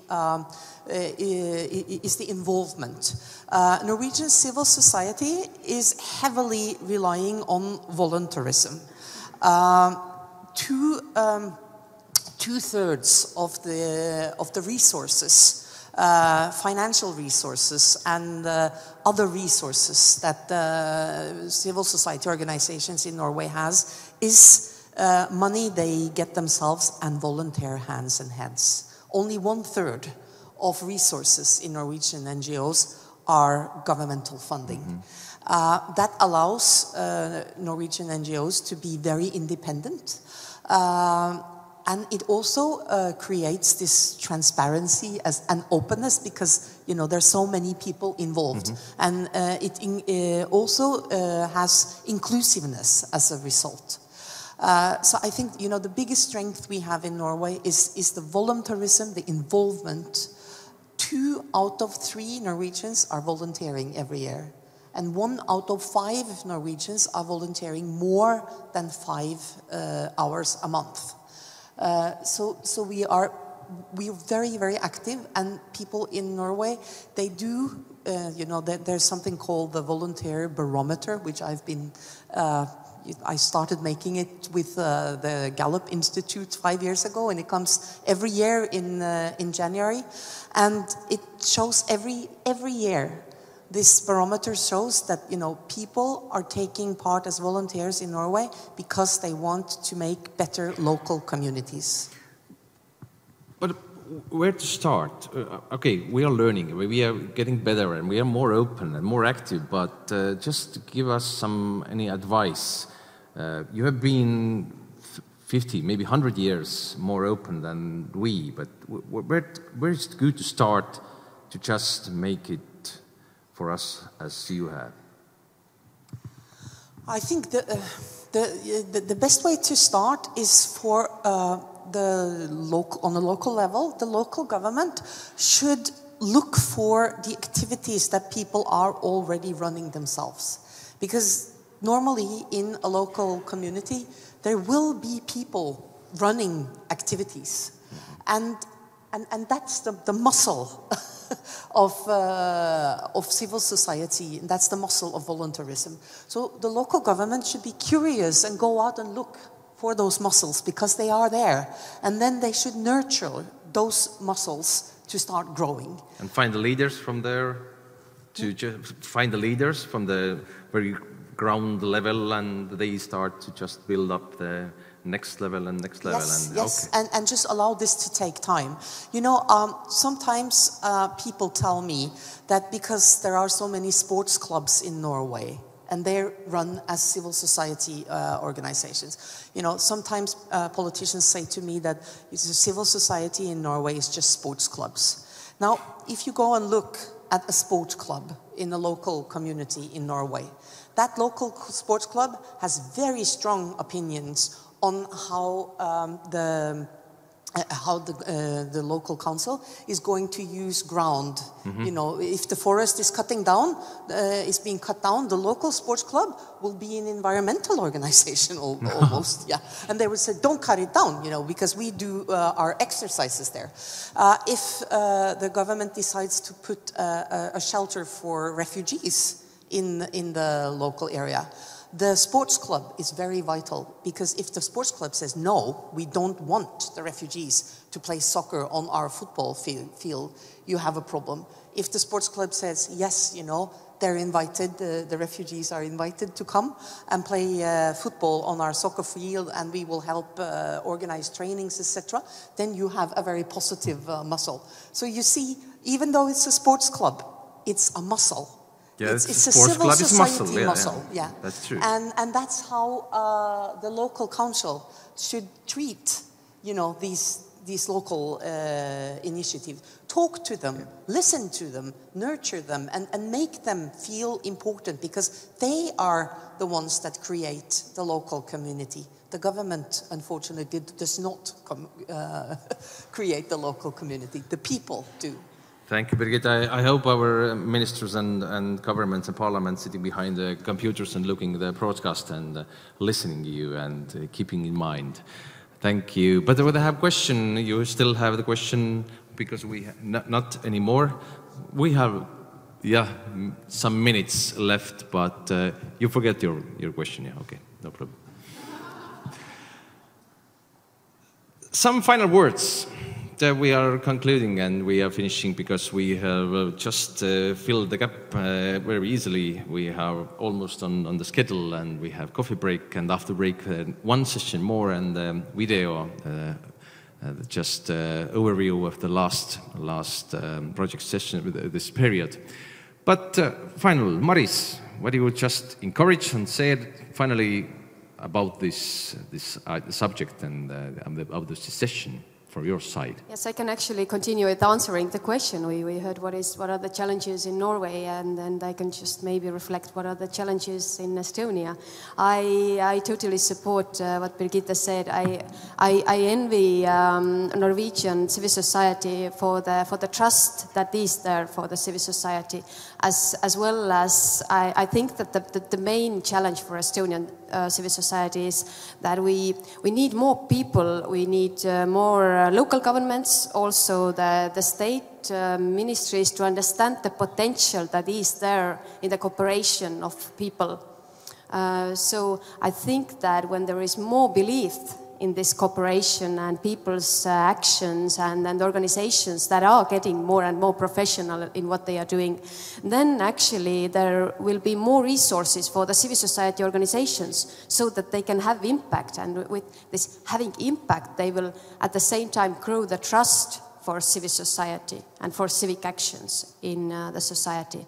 Because what are the good things in Estonian civil society? What we have seen is that the numbers of volunteers, they are rising. Many people are actually understanding what is the value when I participate in the school's advisory board, or when I go outside to the action day and do something for the community, or when I volunteer for a charity organization and then I go outside and then collect donations, or when I sign a petition and understand that actually, I don't know, animal fur farms can be restricted at one point, because I also said that it's not okay to have something like that. And there are people coming into the streets and in front of ministries if they feel that they are not otherwise listened to. So we see that there are very good trends actually in the society, but we need a little bit more trust, a little bit more kind of like holding the hand, saying that, well, let's do things together. We know that your organizations, maybe you don't have that many resources, but maybe we can unite them somehow and then have this impact we want to have in the society. Thank you, Mal. I would like also to follow up a little bit what Birgitte was talking.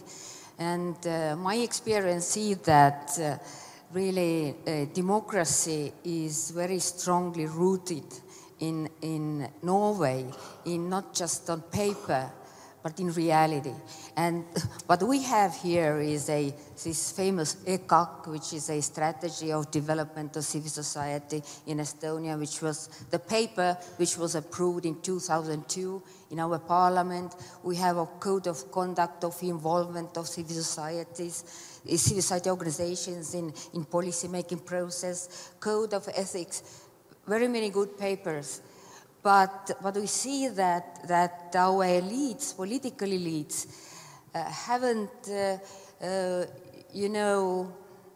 don't take this seriously, because we hear too often about us and them, and as NGOs being as a competitors for political parties, or bad watchdogs who just don't leave you in peace. And we should see more cooperation and more a kind of real understanding that we are all in the same boat. We are doing the same things. That is not that your volunteers and us, your organization, third sector, you know, third, not the second, third sector and us, political leaders and civil society, because we are doing the same job. We work for better society and for better world. So this thinking, this mindset should be should become natural in heads of our leaders. I think then we'll see that lots of things will change. You probably have to teach your future leaders in kindergarten and school to get the right mindset, because in our top level, political level, they're changing maybe too oftenly. Yeah, but you are doing year by year this work, and this is very important and very thankful. Thank you. And Brigitte, your last word. So I just get to say whatever I want. Yeah, yeah, whatever you want to say, just. Well, let me say that I am truly glad that there will be another 5-year period of Estonian-Norwegian cooperation on building a strong civil society in Estonia, and the possibility for Norwegian and Estonian organizations to continue good work together and to learn from each other. Because the way I see it, the period from 2007 until now has been very, very fruitful for both parties, and I look forward to the continuation. Thank you. Thank you a lot. Give a big hand for this session, Inclusive Society. And Birgitte Brekke from Norway, Mal Hellam and Maris Jõgeva. Thank you a lot. A small gift from Minister of Finance. And we all have a chance to just have a coffee break, about 20 minutes, to listen nice, great, good music from Tanel Kuusk duo. And you have a chat to networking, you have some small snacks, just remind you that we have also the lunch break, lunch after the last session. Just have a small break and we will continue at 12:20. Thank you.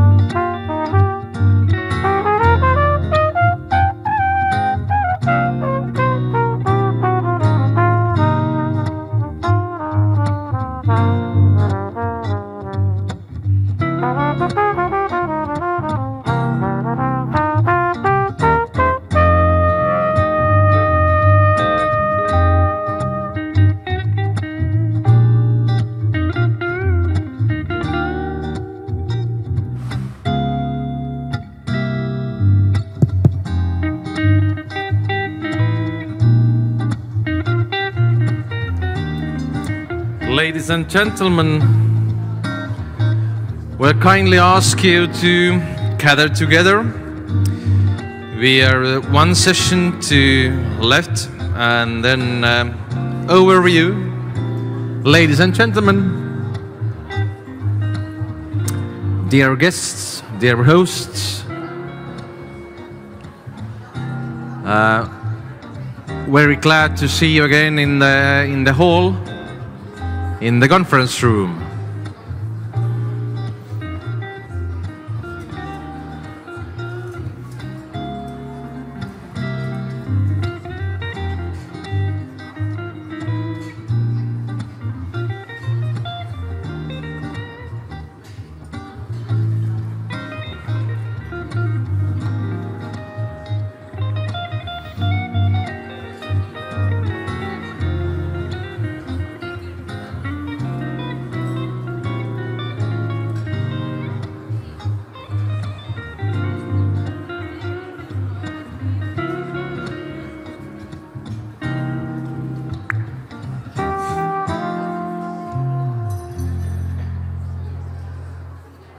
Thank you, Tanel Kuusk and duo. This smooth and sound instrumental music.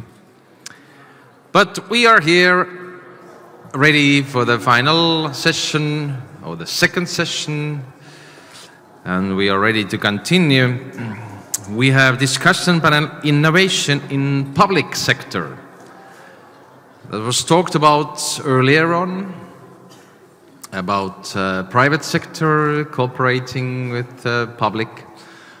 But now we are glad to see again here in the hall. Find some empty seats or your previous place where you have sitting.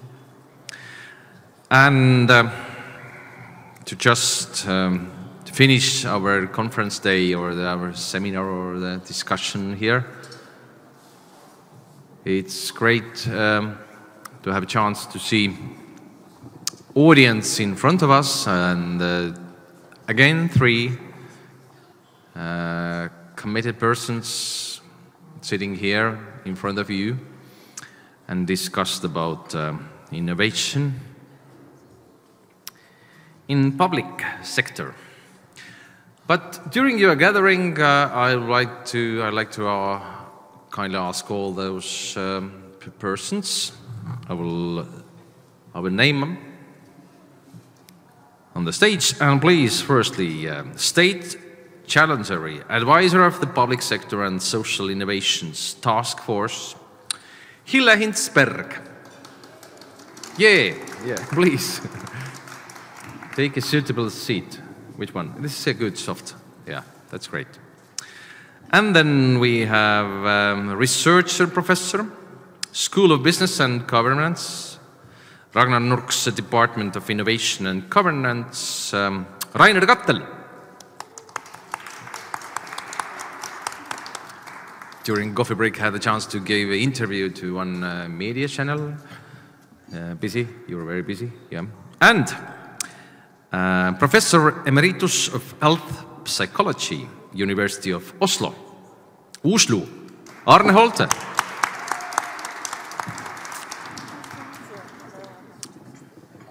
You remember your question, what you had to ask, or you forgot it? Oh, you do, okay.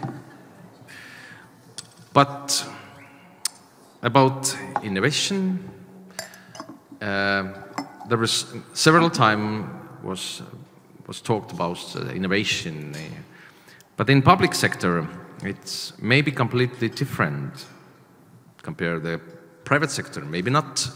It's interesting to hear. And I give the first chance to just describe a bit about own opinion about this subject. Hille Hintsberg, there's microphones, and please. Okay, thanks, and hello everyone. And yeah, it was a kind of longish introduction concerning the, including the title of the office that I come from. And it's a task force for the government, actually for the government office, trying to create some kind of enabling conditions for innovative processes and innovation as a value and as a practice in public sector operations, and also trying to get social innovation going. And with these words, the work that we do as a collaborative task force, including civil servants and including civil society stakeholders, it has nothing to do with digitalization. So let me get that absolutely clear. We are looking into how to innovate policies and how to innovate services, and what can be done both within the administration in different levels, also subnational one, but mainly in the government, and also the offices like police board, for example, or providing our security, or for example in social care. And what kind of role do we all have within society, each of us, trying to influence the way that the governance is being innovative? And that is not such a big word. It actually comes down to pretty practical things. I'll be happy to talk about any examples. Maybe one way to start is telling you that at exactly the same time, in a different location in Tallinn, the Ministry of Social Affairs is holding a similar kind of meeting, and the room is full of local government, municipality civil servants and service providers. And they talk about innovative social care services. Those in Estonia have heard, and it was a rather painful news that was discovered very recently, that Estonian public money is running out to cover to the needs of those who may be disabled, of those who are elderly, or those who are sick. There's just not enough money to go around to cater for the really need to get by in life. But I'm not saying that innovation is the only way out of it. But the social care is one of the policy areas, if you wish, and one of the public service areas that really needs some new approaches. And so these people, the civil servants, the CSOs, local enterprises and ministry people are sitting together and discussing what can they done, also with the help of some foreign financing, but what can they do in order to make this process of this painful social problem and these people who are there to take care of this problem and trying to actually satisfy the people in need. And to go further into the example, Estonian people know that our local governments are currently very confused and they have to do a lot of reforms just because there will be fewer of those, and they will try to merge and they will try to integrate anything they do, all their processes, all their administrative procedures in a very short time frame. And they need help to try to overcome this sort of confusion, and not only with money, but also with some kind of new ways to look at things, how they are going to take place. So it's very, very necessary that they are not left alone in trying to come out with new, innovative, fresh approaches when we talk about things they do, things that we pay them for, public services. It's very, very important that it's a collaborative effort, also coming by the government, some know-how, maybe some money, maybe some methods, how to get things going, and also by these people who are there in the ground, who are there actually knowing what the disabled people want. So I was happy to sort of advise on this process, how a big amount of money should be spent or will be spent, first trying to design this process together. It's co-design, co-creation, trying to be collaborative in defining the problem, the actual painful problem, then designing or finding some kind of solutions towards this problem, and then actually going and designing, maybe with the help of digital as well, maybe not, trying to get to the ways to get help. And this is what I mean by innovation. When there is some kind of solution who is not only fresh and new, but is also working practically, is also helping the people who need this kind of aid, support, money, or service, then this is innovation in the public sector. And as we talked previously in the previous session, that it's very important to not show, not just talk to them, but show when you're ready to show, or it's already something you can show about this kind of innovation projects. Sure. I think one of the, probably one of the most fabulous examples that I can now think of is also from the Ministry of Social Affairs, where they looked into the way that people with mental disabilities, and now we come to your area, people actually with who have been diagnosed with schizophrenia, how they get help from the government using all of our taxpayers' money. And they started this service design process, and what they did was actually prototyping. They were first trying to just visualize the way that these people are being treated now. What kind of support is there for them? And they found very concrete points in the service delivery where the system is not functioning at all, where the people are falling through the gaps. They are referred to one institution, then another, and then there are serious gaps when a person like that would have to be very smart and energetic indeed in order to get the help and get the support that he or she needs. So they visualized this process, and then they redesigned the whole approach, the whole way, kind of a customer journey, that these people, diagnosed people, would get not only help, but would get enough help to be able to continue working, at least part-time. And I think that is one of the pilot cases currently going on, and there will be more things like that. They call it service integration between public health system and social care system. And there is nothing like that has been done in Estonia before.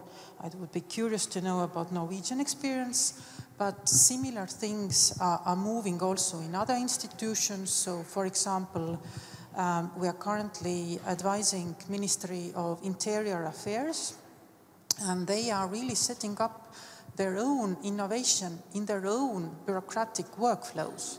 So they're trying to invent how to get more impact out of, for example, rescue service, or out of, for example, preventing people drowning in our seas and lakes. So there are multiple institutions that have the same goal, that have the same objective, less people drowning in lakes or in the seas, and they have to come out with a smoother service, if you want, but a smoother way of actually making this goal happen. So this kind of thinking is again very innovative. It may sound like a practical everyday things to do, but if you come up with some sort of fresh approach, for example, how to collaborate with people, in communities, what can teachers do in order to prevent this kind of accidents happen? What can fishermen do? What can local police do? What can local enterprises do in order to just achieve the same goal, fewer deaths and better welfare in the society? It's something same what we already talked about, changing the set of mind, and it takes time, of course.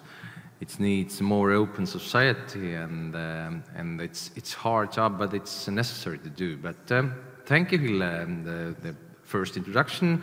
Rainer, I give you a word about innovation, in your opinion. Yeah, well, first of all, I have to, of course, full disclosure, I have been funded by the Norway grant, so I'm bound to be positive. No, I'm also very happy. But my funding or my research project was not about public sector innovation, so it was about other things. Anyway, so when we talk about public sector and innovation, of course, the first thing I think most of you sort of think, really? I mean, did we just hear about private sector being very innovative in Norway, in Estonia, and they are doing all these things, and public sector being really slow, and silos, and coordination issues, and not enough money, and all of these issues. But I think one of the key things, I think, from also Hille's talk is to realize that indeed public and private sector in terms of innovation are very different. We should not look for the same things when we look at public sector like we look at hospital. We should not look at it as it is a Skype or whatever. It is completely a different animal. And if you look at private sector, what are they after? They don't want to make your life better. They want to make money. So that's what they're about. So that's what they innovate. They're about money, and you can also say it the other way. It's about survival. If they do not innovate, they go bankrupt. If hospital doesn't innovate, it does not go bankrupt. Pension system, if it doesn't innovate, it does not go bankrupt. So public sector is about other things than money. And that's, I think, really the first lesson when we talk about innovation in public sector. It's not about costs. It's not about efficiency. It's not about money. If you think about these things, you're doing it already wrong. And I think what you have to think about when you think about public sector innovation is about values, or as Hille was saying, goals. Why do we do this? Why do we do these things? Why do we offer these services? And what is actually the value we try to offer? And so once you start to look at it from this perspective, I think you right away think in a very different way of these things. And then it's quite easy to realize that public sector innovation or innovation in public sector is often actually a very difficult process, because there is no sort of strong driver for that. If you work in a hospital, or if you work in a social system, if you work in university, or if you work in a tax office, why should you innovate? Because the law says what you have to do as a bureaucrat, right? You have to actually follow the law. So why should you innovate? And I think this is really the most difficult question in terms of public sector innovation. Why should a hospital innovate, or a tax office? Why should they innovate?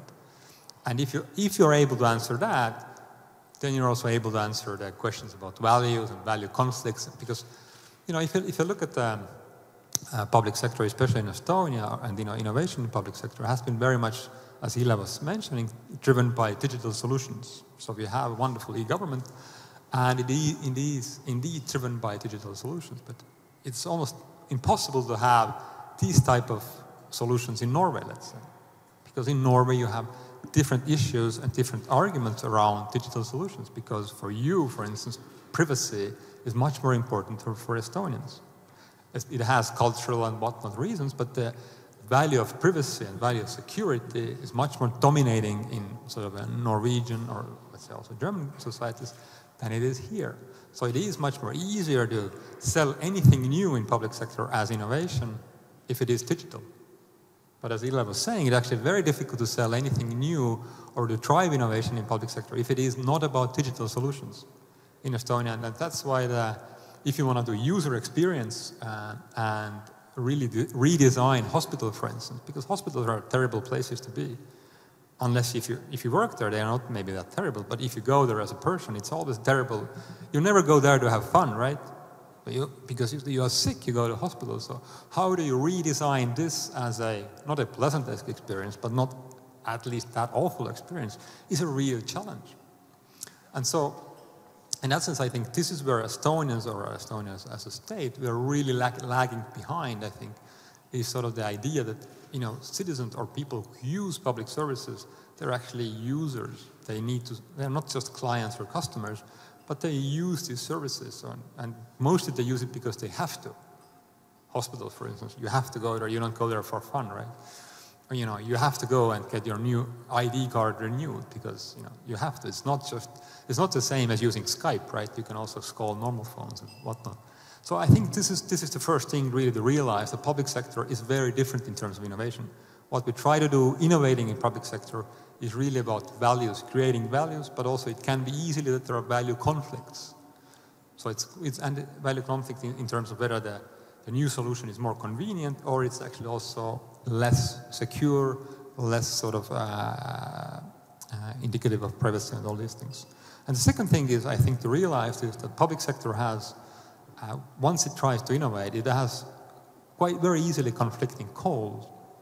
First of all, if you are a public sector, you always have to offer the service anyway. If you're a hospital, if you're a school, you have to offer the service because legally you're obliged to do that. If you don't, you're fired. You know, because law says you have to do that. So if you want to innovate, you have to do something really disruptive in this legal environment that can be quite binding. And so this is what public sector bureaucrats and civil servants very often have to also sort of combine, is how do I keep sort of providing the service that I have to do legally, and how do I change the service at the same time? So sort of changing at the same time and offering the services is something that is quite difficult to combine in the public sector, and hence again, how do you get people to actually work? Because if essentially you don't need to innovate in the public sector. And so that's really the sort of the key challenge, I would say, that if you want to discuss that. And the other thing, as I said, is the user experience, which is very difficult to integrate into public service design. And this is where Hille and what the work they do is actually, I think, very important in Estonian context. And this, sort of the third thing is, if you think, how can you then do it? Because, you know, if you're a private sector, it's quite easy. You set up a new startup company, you can experiment because it's your money. You know, if you lose it, you lose it. Public sector, you operate with other people's money. It's not your money. You cannot just experiment and say, well, you know, if you're like a research funding agency or you're a youth agency and you just say, well, we give somebody 500,000, let's see what they do. They go bankrupt, well, you go to prison if you are working in that organization. So again, it's different values and different mindset that you have to encounter. In that sense, I would say that innovation in the public sector is much more difficult, but it's also much more needed. Because if you look how much GDP we use through public services, it's around 30% of GDP goes through public services, pensions, healthcare, schools. It's a lot of money, there's a lot of potential, but it's also a lot of pitfalls, and it's very, very difficult. And so I think anybody who dares to be innovative in the public sector is a really quite heroic person and is willing to take risks. And so we should actually also recognize this and not always look for they're not as sexy and cool as Skype and all these other people, because, you know, well, they have much higher risk and they actually, you know, they are really, in that sense, having a much more difficult time. Anybody can do a startup. It's very easy to do a startup in Estonia and quite easy to get funding as well, I imagine. But it's much more difficult to take a big hospital like you were talking about and create that into a much better service provider. It's a much more difficult task. Thank you. Thank you, Rainer, for the very clear picture. And I started to think differently. I started to think about what you just talked.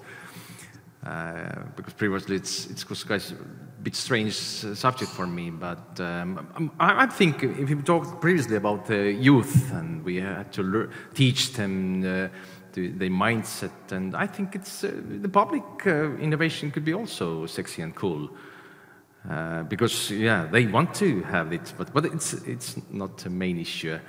You say that the innovation in the public sector is probably, it's okay not to earn money, it's you spending money, but it's not about the efficiency. But, yeah? I would like to argue that, actually, Rainer. Me too, yeah, please. Because, first of all, there are cool people within the civil service. There are really, really brave, cool and risk-taking people in the civil service, and my hat goes off to them. Really, I have seen it happen, who are elite, top-level civil servants, and they are very courageous. They are taking these risks. And of course, they are also very careful of not letting processes go totally out of hand. But yeah, their driver is definitely efficiency. So within the budget cuts and the terrible ongoing worry that we have too many civil servants as a ratio within all the workforce here in Estonia, they have been sacked and they will be sacked.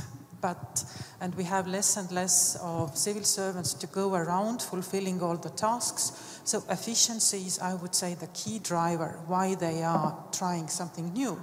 And yes, a bit slower and a bit more hesitant, but the demand from the user's perspective, demand from the civil society, who are more and more vocal. Communities are also setting up their own rescue squads, their own firefighting squads, you know. They are doing a lot of things that the government used to do, but is not doing anymore.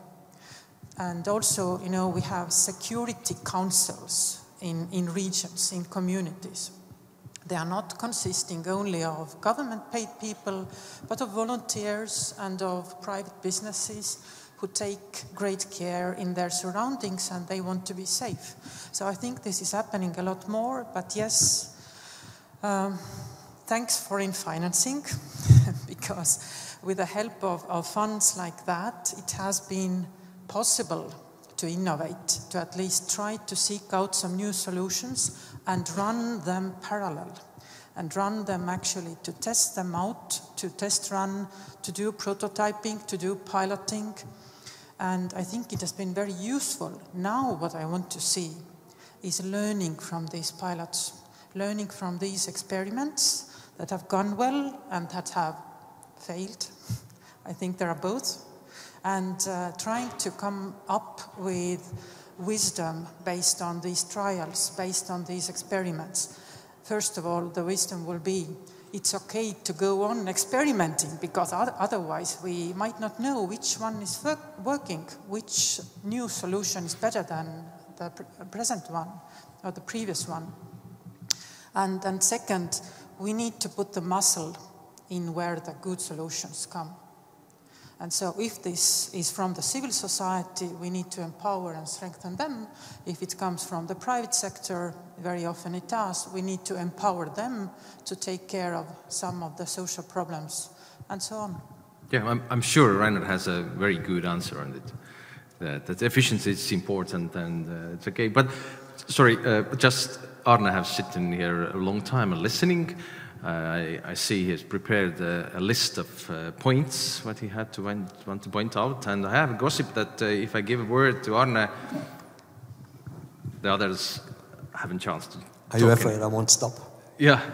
But I try to stop you if you are going over time.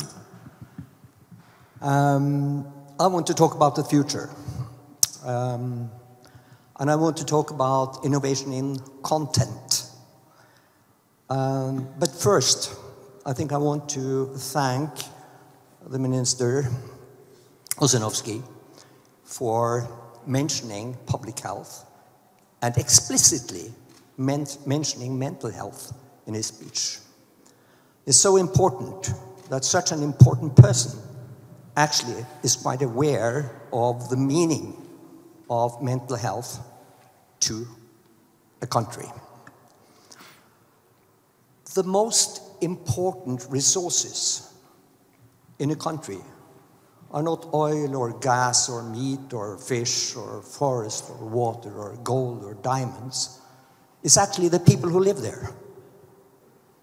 It's their ability to regulate their emotions, to think rationally, to coordinate their behavior with each other, and to cope with social challenges. Their mental health. The mental health of a population is actually the population's mental capital. And if you don't care about the mental capital of a country, all your other resources would be of less value. But mental capital and mental health need to be developed and actively maintained. It's very, very costly not to do it or ignoring it. The World Economic Forum has estimated that in the coming 15 to 20 years, mental health problems will cost the world 16, you can't imagine this number, 16 trillion US dollars. In Norway, mental health problems cost $20 billion euros each year. It's the same amount of money as we invested in oil and gas last year. It's the same amount of money that we have in our pension fund, Folketrygdfondet. In Norwegian kroner is 185 billion Norwegian kroner a year. These are extreme costs. There is no group of, or no illnesses, no diseases that causes more loss of health than mental health disorder, mental disorders. Mental disorders are also among the top 3 causes of lost healthy life years, where you include mortality. It's an extreme loss of resources to a society not to bother about this. And those disorders that actually contribute the most to these loss are in fact preventable. Half of the loss of healthy life years due to mental disorders are caused by depression and anxiety. And in Estonia, it's a third disorder also, alcohol abuse. But these can easily be prevented if we want to do it. Most people would think that such prevention should find its place within the health systems. Wrong. The investments in mental health has to happen outside the health systems. In the uterus, in the family, in the kindergarten, in the schools, at the workplaces, in sports organizations, in cultural organizations. The health system does not produce health. They repair it. Of course, we had to repair it when it goes wrong, but health is actually produced where people live their lives. The areas that I mentioned, that's where we produce health. That's where we produce mental health. We have to invest in these organizations. Now, what characterizes a mental health promoting organization? I used to call this the 7 mental health rights. And this is valid both for a country and for organizations. Health organizations and countries are mental health promoting if they provide their people, their members, with a sense of identity. I would say everybody has a right to a sense of identity. That the feeling that they are something, that they are of value. Everybody has a right to a sense of meaning in life. A sense of being part of something larger than themselves. That there are somebody that needs them. Everybody has a right to a sense of mastery. Being able to cope. Being good at something. Actually the same what it is. As long as there is something that you can manage. Everybody has a right to a sense of belonging. That you belong somewhere. That you belong to somebody. Everybody has a right to a sense of security. That you actually can feel, think, and act without being afraid. Not all the time, but most of the time. Everybody has a right to a sense of participation. That it means something to somebody else, what you do or not do. And everybody has a right to a sense of community. That you have somebody that you can share your thoughts and feelings and experiences with. That there is somebody who knows you, who cares about you when you need it. You're not totally alone. These are actually the 7 rights or the 7 sources for good mental health. Countries, organizations, schools, kindergartens that provide their members with this are mental health promoting. Those who don't are not. This is extremely important to understand for a society. Those countries that invest in this, and I think this is the 6 Nordic countries, they will in the future invest in this. And this is why the 6 Nordic countries have a great future. If they ignore this, they will be losers. Then after that, after having invested in this, we can talk about technologies, we can talk about gold and diamonds, oil and fish, and everything else. Thank you. Thank you. I didn't have to stop you. But unfortunately, I hadn't managed to make the discussion panel. You all had a chance to say your opinion, and it was for me, it's became very clear and understandable what it's. But I just want to ask, Rainer mentioned that in the first session, Andres and Kari said that Norway and Estonian culture is very similar. But Rainer said that there is a difference. It's because you need more like documents and personality to just innovate something. But we have like e-governance, and we can have everything in digitalized. How is it? Is it true? I think there are some big differences, yes.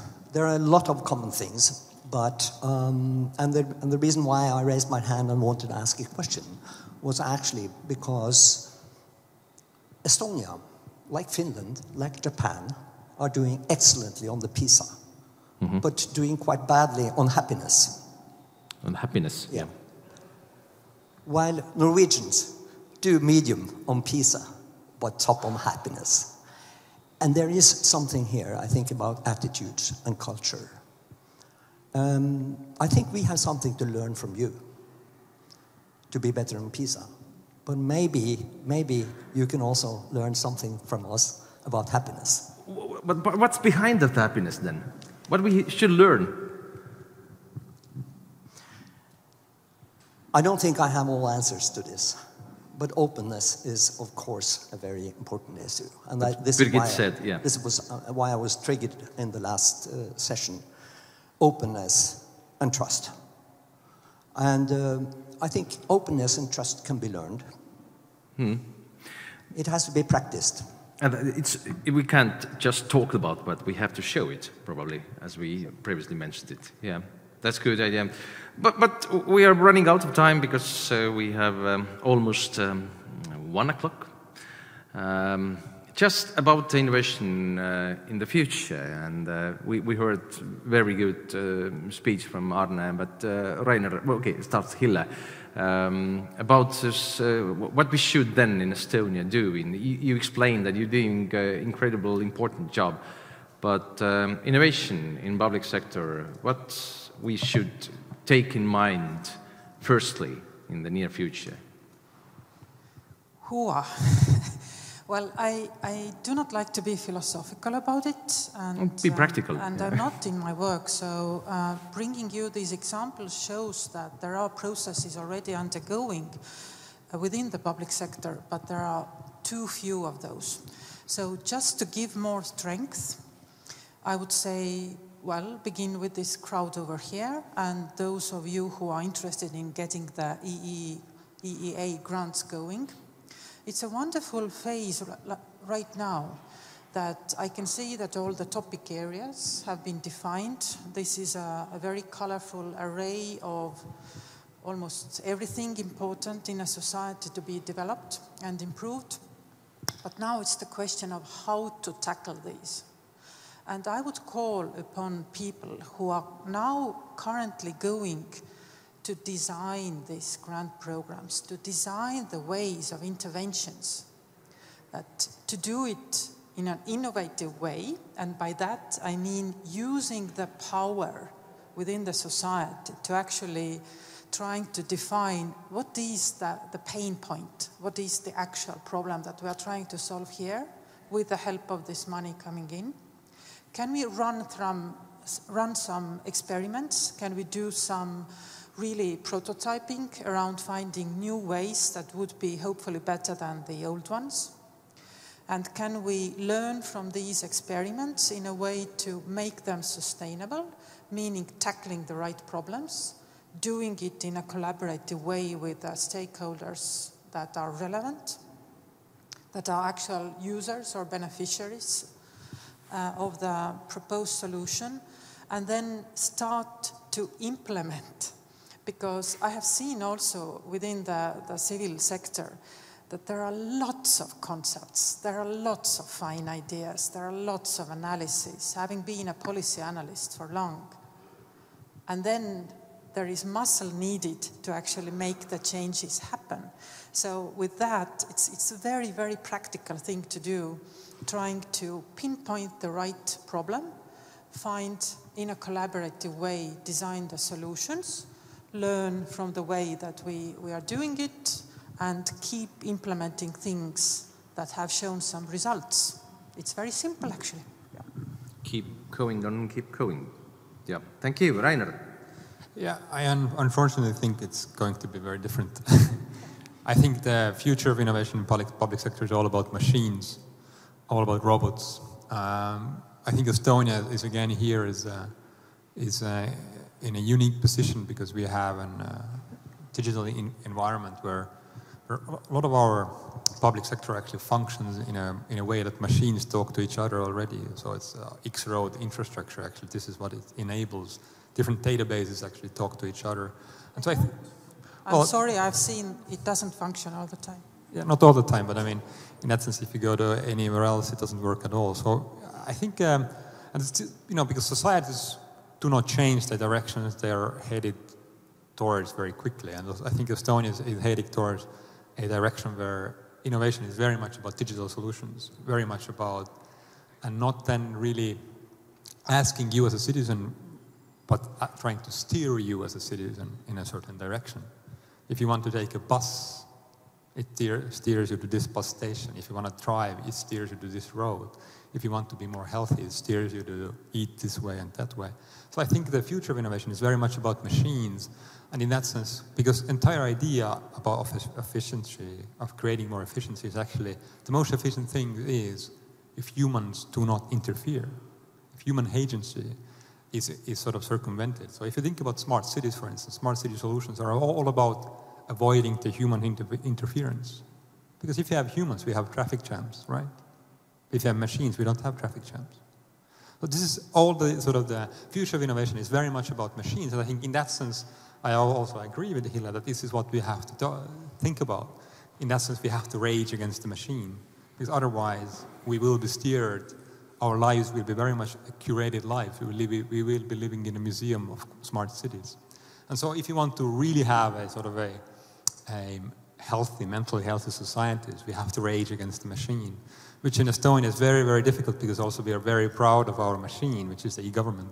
And so this is where I think the real challenge is, how do we actually remain human-faced society and think more about happiness other than PISA scores, which we tend to think about because this is how our policy works. I mean, we have in Ministry of Economic Affairs and other ministries, we have set up task forces or discussion groups. How do we climb in PISA scores? How do we climb in sort of market opening indicators and all these things, which is of course not the way to go because this drives you crazy, right? Because there is no way out. Somebody is doing it better in Singapore and in China or in Shanghai, and so this is why I think the innovation is very much about. In essence, I completely agree. This is very about human face, but our direction is completely different. I hope you have time after the video, watching video, or during the lunch, arguing and discuss about.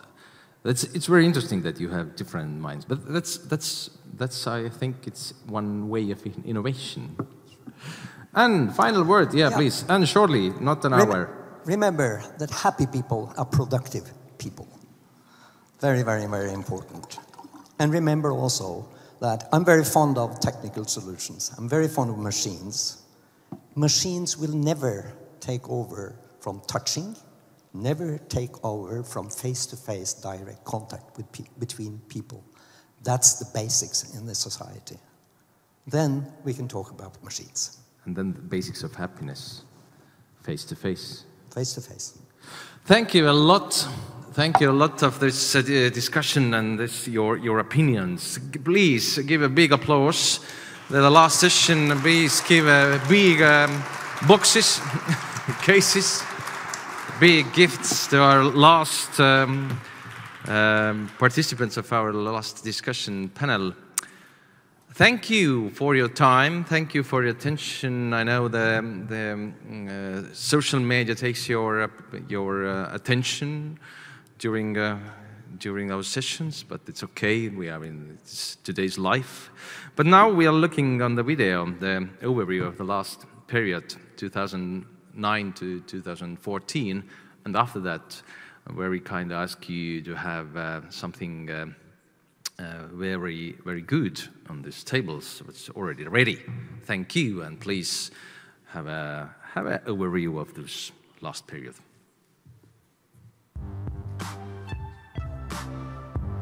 Estonia has cooperated with the EEA and Norway grants since 2004. The first EEA Norway grants finance period in Estonia was from 2004 to 2009. Priority areas in financing for the period 2009 until 2014 were the environment and climate change, research and scholarships, justice and home affairs, human and social development, and cultural heritage and diversity. In addition, the NGO program, which implementer the Open Estonia Foundation, was directly contracted by the donors.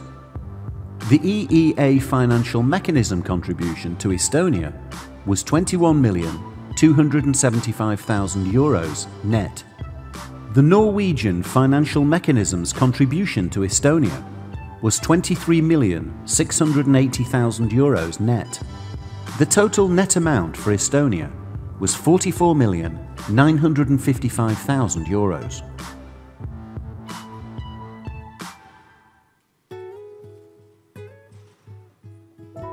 Green ICT policy measures are one of the priorities outlined in the Competitiveness Plan Estonia 2020, in which it is stated that energy and resource efficiency measures, as well as measures for reducing CO2 emissions, must be developed through innovative investment schemes.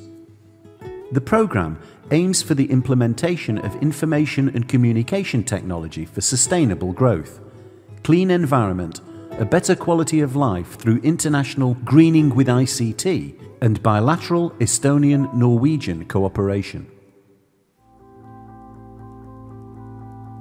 This programme is aimed to finance exclusively Estonian-Norwegian bilateral research projects. Through very tight competition of 170 applicants, 13 high-quality donor partnership projects were selected for funding. The projects represent all the areas of research: culture and society, 6 projects; environment and biosciences, 3 projects; physical sciences and engineering, 2 projects; and health, also 2 projects.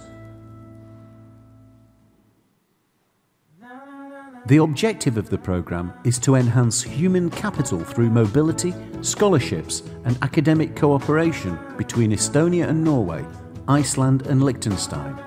The programme offers cooperation opportunities for higher education institutions and upper secondary level institutions by supporting the following actions: mobility in higher education, cooperation projects at upper secondary education level.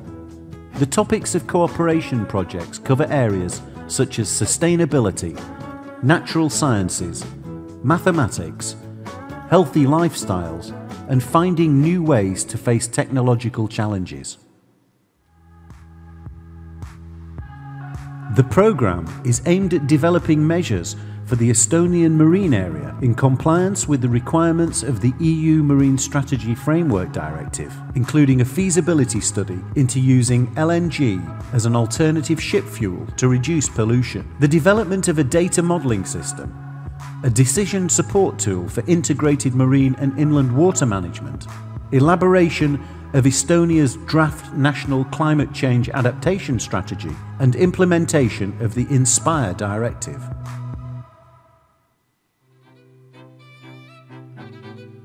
The programme narrowed its activities to manor schools using the slogan "Manor Schools, Preservation Through Use."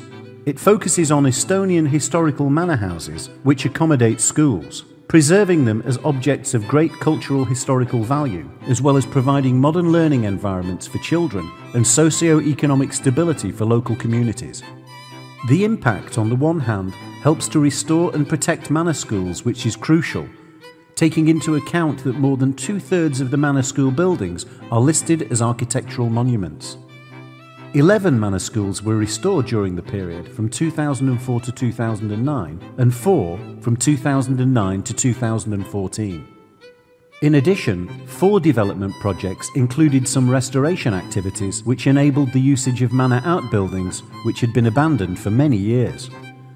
During these 2 programming periods, approximately 25% of the manor school buildings were restored.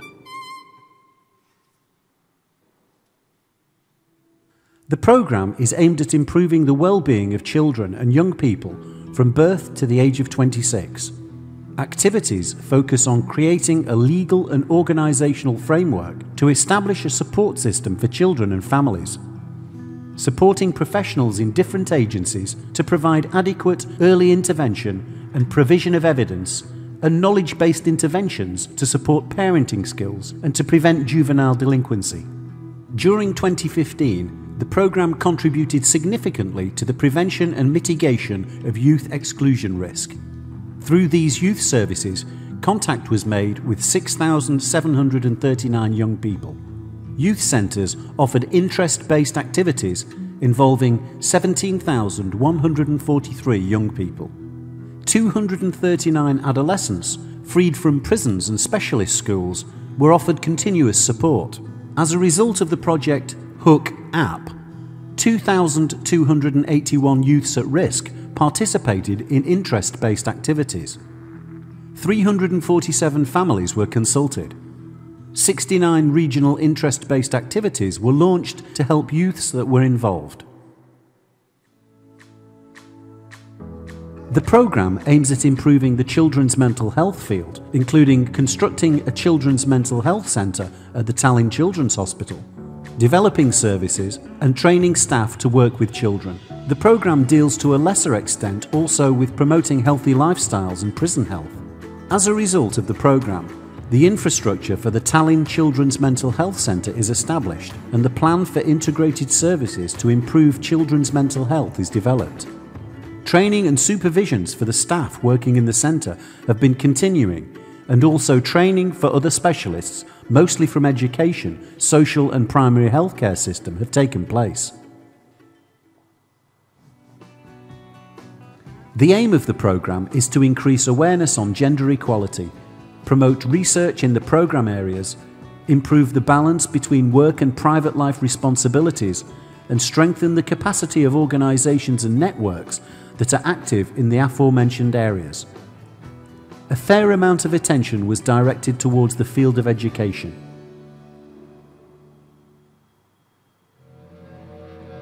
The programme contributes to tackling gender-based violence and trafficking through funding the development and improvement of services for victims of domestic violence, sexual exploitation and trafficking, while strengthening cooperation between relevant institutions to secure an integrated approach. An Estonian Women's Shelters Union project, developing services for victims of domestic violence, strengthening cooperation between different institutions and raising awareness among victims and the general public, has improved the quality of the services for the victims of domestic violence through trainings of shelter staff and regional networking. There are 13 shelter support centres with qualified and trained staff providing accommodation, psychological and legal consulting at the same quality standards throughout the country. A hotline service was available 24/7 and served 1,190 people during a 12-month period. The programme aims at fostering and enabling an environment for the non-governmental sector to strengthen its capacity and enhance its contribution to social justice, democracy and sustainable development. The grants contribute towards the following: democratic values, including human rights, advocacy and a watchdog role of NGOs is developed and strengthened. The capacity of NGOs and an enabling environment for the sector is promoted. The programme has been administrated centrally for all the beneficiary countries by Innovation Norway in Oslo. Decent work promoted and tripartite cooperation improved between employers' organisations, trade unions and public authorities in supporting equitable and sustainable economic and social development.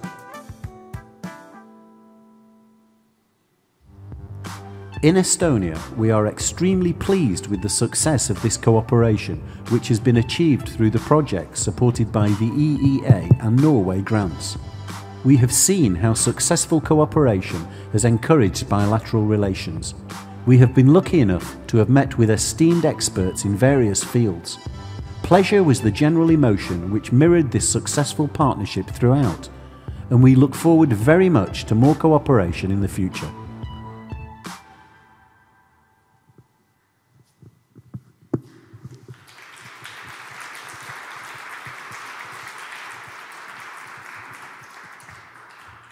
Thank you a lot for your attention, for your cooperation, for being here.